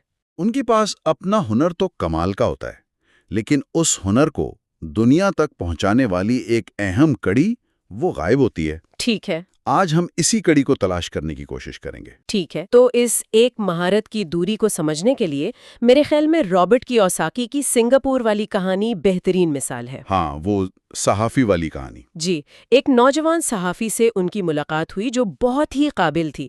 اس کی تحریر میں جادو تھا اور اس کا خواب تھا کہ وہ ایک بیسٹ سیلنگ مصنفہ بنے۔ اور تعلیم بھی بہت اچھی تھی، انگریزی ادب میں ماسٹرز کیا ہوا تھا۔ بالکل، یعنی اپنے فن میں تو وہ ماہر تھی۔ لیکن مسئلہ یہ تھا کہ اس کی کتابیں جو بلا شبہ بہت اچھی لکھی گئی ہوں گی، بالکل نہیں بک رہی تھی۔ تو اس نے مشورہ مانگا۔ ہاں، اور جب اس نے مشورہ مانگا تو اسے ایک بہت ہی غیر متوقع جواب ملا۔ اسے کہا گیا کہ تم جا کر سیلز یعنی چیزیں فروخت کرنے کا ہنر سیکھو۔ اوہ، اور یہ سن کر تو وہ جیسے آگ بگولا ہو گئی۔ شدید ناراض ہوئی۔ سچ کہوں تو میں اس کے غصے کو تھوڑا بہت سمجھ سکتی ہوں۔ ایک تخلیقی انسان کو جب کہا جائے کہ جا کر مارکیٹنگ کرو تو اسے لگتا ہے کہ اس کے فن کی توہین ہو رہی ہے۔ آپ نے بالکل صحیح نفسیاتی نقطہ پکڑا ہے۔ بہت سے ماہرین، چاہے وہ ڈاکٹر ہوں، آرٹسٹ ہوں یا لکھاری، وہ فروخت کے لفظ کو ایک گالی سمجھتے ہیں۔ بالکل، انہیں لگتا ہے کہ ان کا کام خود بولنا چاہیے، لیکن حقیقت یہ ہے کہ دنیا بہترین لکھنے والوں کو نہیں بلکہ سب سے زیادہ فروخت ہونے والی لکھاریوں کو انعام دیتی ہے۔ اس صحافی کی کہانی اسی فرق کو واضح کرتی ہے۔ وہ شاید ایک بہترین لکھنے والی تھی، لیکن فروخت اور مارکیٹنگ کی مہارت کے بغیر اس کا ہنر ایک بند کمرے میں قید تھا۔ بالکل، کامیابی کے لیے صرف پروڈکٹ کا اچھا ہونا کافی نہیں، اسے لوگوں تک پہنچانے اور انہیں قائل کرنے کا ہنر آنا بھی اتنا ہی ضروری ہے۔ اچھا، تو اس صحافی کو سیلز کی مہارت کی ضرورت تھی۔ کیا یہی وہ چیز ہے جسے آپ ایک مہارت کی دوری کہہ رہے تھے؟ بالکل یہی۔ دیکھیں، ایک بزنس کنسلٹنٹ نے بڑی دلچسپ بات بتائی کیا؟ کہ بہت سے ڈاکٹرز، ڈینٹسٹ، وکیل، یعنی وہ لوگ جنہیں ہم بہت کامیاب سمجھتے ہیں، جی، وہ اکثر مالی طور پر پریشان رہتے ہیں۔ ہم تو سمجھتے ہیں کہ ان کی ڈگری ملتے ہی ان پر پیسوں کی بارش شروع ہو جاتی ہے۔ ہاں، یہ بات تو واقعی حیران کن ہے۔ ہم تو یہی سوچتے ہیں کہ ایک ڈاکٹر یا سرجن تو بہت امیر ہوتا ہے، تو پھر جدوجہد کہاں پر ہے؟ جدوجہد اس بات میں ہے کہ وہ ایک بہت ہی مہنگی نوکری کر رہے ہوتے ہیں۔ ان کی آمدنی زیادہ ہے، لیکن ان کے اخراجات بھی زیادہ ہیں، اور وہ مالی طور پر آزاد نہیں ہیں۔ مطلب وہ اپنے ہنر میں تو ماہر ہیں، لیکن مالی ذہانت میں نہیں۔ ایگزیکٹلی، مالی ذہانت صرف ایک مہارت نہیں، یہ کئی مہارتوں کا مجموعہ ہے۔ اکاؤنٹنگ، سرمایہ کاری، مارکیٹنگ اور قانون کی بنیادی سمجھ یہ تو بہت کچھ ہو گیا۔ ہے، لیکن ان سب میں سے ذاتی کامیابی کے لیے دو مہارتیں سب سے زیادہ اہم ہیں۔ وہ کون سی ہیں؟ فروخت اور مارکیٹنگ۔ یعنی اپنی بات دوسروں کو سمجھانے اور انہیں قائل کرنے کی صلاحیت۔ صرف یہی نہیں، بلکہ گفت و شنید کرنے کی قابلیت، لوگوں سے تعلقات بنانے کا ہنر، اور سب سے بڑھ کر مسترد ہونے کے خوف پر قابو پانا۔ یہ آخری بات بہت اہم ہے، مسترد ہونے کا خوف۔ یہ وہ بنیاد ہے جس پر کامیابی کی عمارت کھڑی ہوتی ہے۔ یہ صرف چیزیں بیچنا نہیں، بلکہ اپنے خیالات، اپنی قابلیت اور خود کو دنیا کے سامنے پیش کرنا ہے۔ صحیح، چاہے آپ نوکری کے لیے انٹرویو دے رہی ہوں یا بزنس کے لیے سرمایہ کاری مانگ رہی ہوں۔ آپ ہر وقت سیل ہی کر رہے ہوتے ہیں۔ ویسے رابرٹ کیوساکی کی اپنی زندگی بھی تو اسی اصول کی مثال ہے۔ بالکل۔ جب انہوں نے مرچنٹ مرین اکیڈمی سے گریجویشن کی تو انہیں اسٹینڈرڈ آئل جیسی بڑی کمپنی میں بہت اچھی تنخواہ پر نوکری مل گئی۔ کسی بھی عام انسان کے لیے یہ ایک خواب جیسی نوکری تھی۔ لیکن انہوں نے چند مہینے بعد ہی وہ نوکری چھوڑ دی۔ اور صرف چھوڑی نہیں، بلکہ مرین کور میں شامل ہو گئے تاکہ وہ جہاز اڑانا سیکھ سکیں۔ یہ فیصلہ سننے میں تو بالکل پاگل پن لگتا ہے۔ ظاہر ہے، ان کے پڑھے لکھے والد جو محفوظ نوکری پر یقین رکھتے تھے، وہ بہت پریشان ہوئے اور غصہ بھی ہوئے۔ لیکن ان کے امیر والد نے انہیں مبارکباد دی۔ جی، ایک مستحکم زیادہ تنخواہ والی نوکری چھوڑ کر فوج میں چلے جانا، جہاں تنخواہ بھی کم تھی اور خطرہ بھی زیادہ، آخر کیوں؟ وجہ وہی تھی، سیکھنے کے لیے کام کرنا، پیسے کے لیے نہیں۔ اچھا، ان کے لیے نوکری کا مقصد تنخواہ کا چیک نہیں، بلکہ نئی مہارتیں حاصل کرنا تھا۔ مرین کور میں انہوں نے صرف جہاز اڑانا نہیں سیکھا، جو خود ایک بڑی مہارت ہے، بلکہ اس سے بھی کچھ قیمتی سیکھا۔ بہت قیمتی۔ انہوں نے سیکھا کہ لوگوں کو انتہائی دباؤ اور خطرناک حالات میں رہنمائی کیسے کرنی ہے۔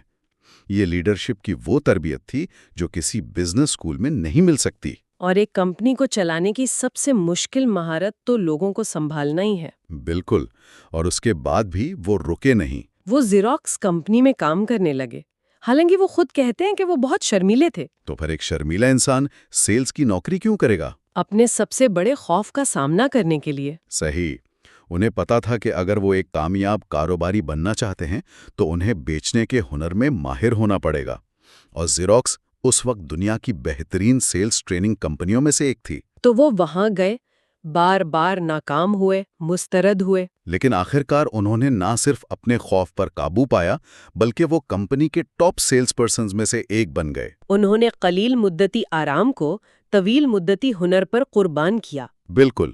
یہ ایک طویل مدتی سوچ ہے، لیکن عملی زندگی میں جب کسی پر خاندان کی ذمہ داریاں ہوں اور بل ادا کرنے ہوں تو کیا وہ کم تنخواہ والی نوکری صرف سیکھنے کے لیے قبول کر سکتا ہے؟ یہ توازن کیسے قائم کیا جائے؟ یہ ایک بہت ہی اہم اور عملی سوال ہے۔ کیونکہ یہ سننے میں تو بہت اچھا لگتا ہے لیکن کرنا تو بہت مشکل ہے۔ ظاہر ہے ہر کوئی فوراً اپنی نوکری چھوڑ کر کم تنخواہ پر نہیں جا سکتا۔ اس کا حل یہ ہے کہ آپ اپنی موجودہ نوکری میں ہی سیکھنے کے مواقع تلاش کریں۔ جیسے کہ کیا آپ اپنی کمپنی کے کسی دوسرے شعبے میں رضاکارانہ طور پر کام کر سکتے ہیں، یا کمپنی کی طرف سے پیش کیے جانے والے ٹریننگز میں حصہ لے سکتے ہیں؟ یا پھر شام میں کوئی آن لائن کورس کر لیا؟ بالکل۔ مقصد یہ ہے کہ آپ اس جال میں نہ پھنسے جسے انگریزی میں مذاقاً JOB یعنی جسٹ اوور بروک کہا جاتا ہے۔ یعنی بمشکل گزارے کے قابل۔ ہاں، لوگ بل ادا کرنے کے چکر میں اتنا پھنس جاتے ہیں کہ وہ کبھی آگے بڑھنے کا سوچ ہی نہیں پاتے۔ اور وہ مصروفیت کے جال میں پھنسے رہتے ہیں۔ مجھے فلم جیری میگوائر کا وہ منظر یاد آ رہا ہے، کون سا؟ جہاں ایک خاتون کہتی ہے میں آپ کے ساتھ چلنا چاہتی ہوں لیکن 3 ماہ میں میری ترقی ہونے والی ہے۔ یہ ذہنیت بہت عام ہے۔ بالکل، اسے سنہری ہتکڑیاں یا گولڈن ہینڈ کفس کہتے ہیں۔ اچھا۔ آپ کو اتنی تنخواہ اور مرات مل رہی ہوتی ہیں کہ آپ وہ چھوڑنے کا سوچ بھی نہیں سکتے، بھلے ہی آپ وہاں کچھ نیا نہ سیکھ رہے ہوں۔ یا اپنے کام سے خوش نہ ہو۔ جی، لوگ اپنی پوری زندگی ایک چھوٹی سی ترقی یا تنخواہ میں اضافے کے انتظار میں گزار دیتے ہیں، جبکہ اصل موقع یعنی خود کو بہتر بنانے کا موقع ان کے سامنے سے گزر جاتا ہے۔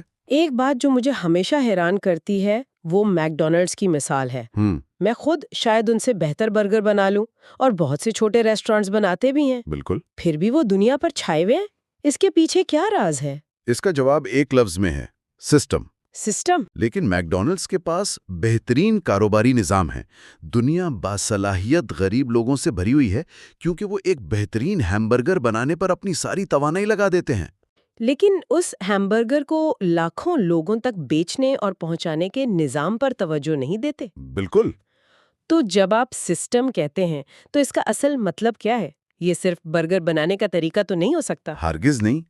اس سسٹم کا مطلب ہے ان کی سپلائی چین، یعنی آلو اور گوشت کہاں سے آئے گا، کس قیمت پر آئے گا اور ہر ریسٹورنٹ تک کیسے پہنچے گا۔ اچھا۔ اس کا مطلب ہے ان کی ریئل اسٹیٹ کی حکمت عملی کہ ریسٹورنٹ کہاں کھولنا ہے، ان کی مارکیٹنگ، ہر فرنچائزی کو چلانے کا ایک جیسا معیاری طریقہ، اور ہر ملازم کی ٹریننگ کا نظام۔ یعنی ہر چیز ایک طے شدہ منصوبے کے تحت ہوتی ہے۔ یہی وہ چیز ہے جسے نقل کرنا مشکل ہے، نہ کہ ہیمبرگر۔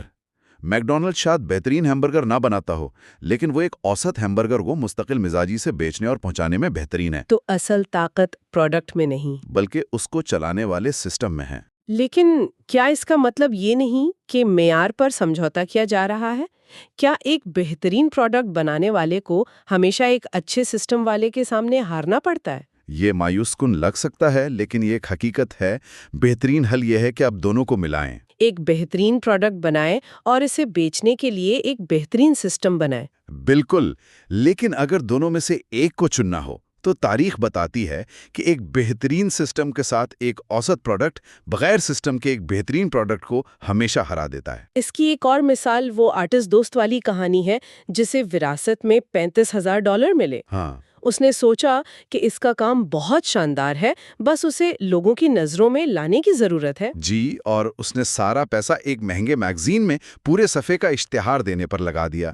اسے یقین تھا کہ ایک بڑا اشتہار اس کی ساری محنت کو کامیابی میں بدل دے گا۔ لیکن ایسا ہوا نہیں۔ 3 مہینے گزر گئے، اسے ایک بھی فون کال نہیں آئی، اور اس کی ساری وراثت ضائع ہو گئی۔ کیوں؟ اس کا کام تو اچھا تھا، اس نے مارکیٹنگ پر پیسہ بھی خرچ کیا، پھر غلطی کہاں ہوئی؟ غلطی یہ ہوئی کہ وہ ایک بہترین آرٹسٹ تھا، लेकिन उसे बिजनेस और मार्केटिंग की अलिफ बे भी नहीं पता थी। उसके पास कोई सिस्टम नहीं था? कोई सिस्टम नहीं था। उसने ये नहीं सोचा कि उस मैगजीन को कौन पढ़ता है, क्या वो उसके मुमकिना खरीदार हैं, इश्तिहार कैसा होना चाहिए, या जब कोई कॉल आएगी तो उसे बेचना कैसे है। देखें, कामयाबी के लिए 3 अहम इंतजामी महारतें जरूरी हैं और उनमें से हर एक अपने आप में एक सिस्टम है। अच्छा, तो वो 3 महारतें कौन सी हैं? पहली है कैश फ्लो का इंतजाम, मैनेजमेंट ऑफ कैश फ्लो। यानी सिर्फ ये नहीं देखना कि कितना पैसा आ रहा है, बल्कि ये भी समझना कि वो कहाँ, कब और कैसे खर्च हो रहा है। बिल्कुल, ये कारोबार की जिंदगी का खून है। ठीक है, और दूसरी है निजाम का इंतजाम, मैनेजमेंट ऑफ सिस्टम्स। इसमें आपके ज़ाती निज़ाम जैसे वक्त का इंतजाम और कारोबारी निज़ाम जैसे प्रोडक्शन और डिलीवरी दोनों शामिल हैं। ये वही मैकडॉनल्ड्स वाली बात है, जी।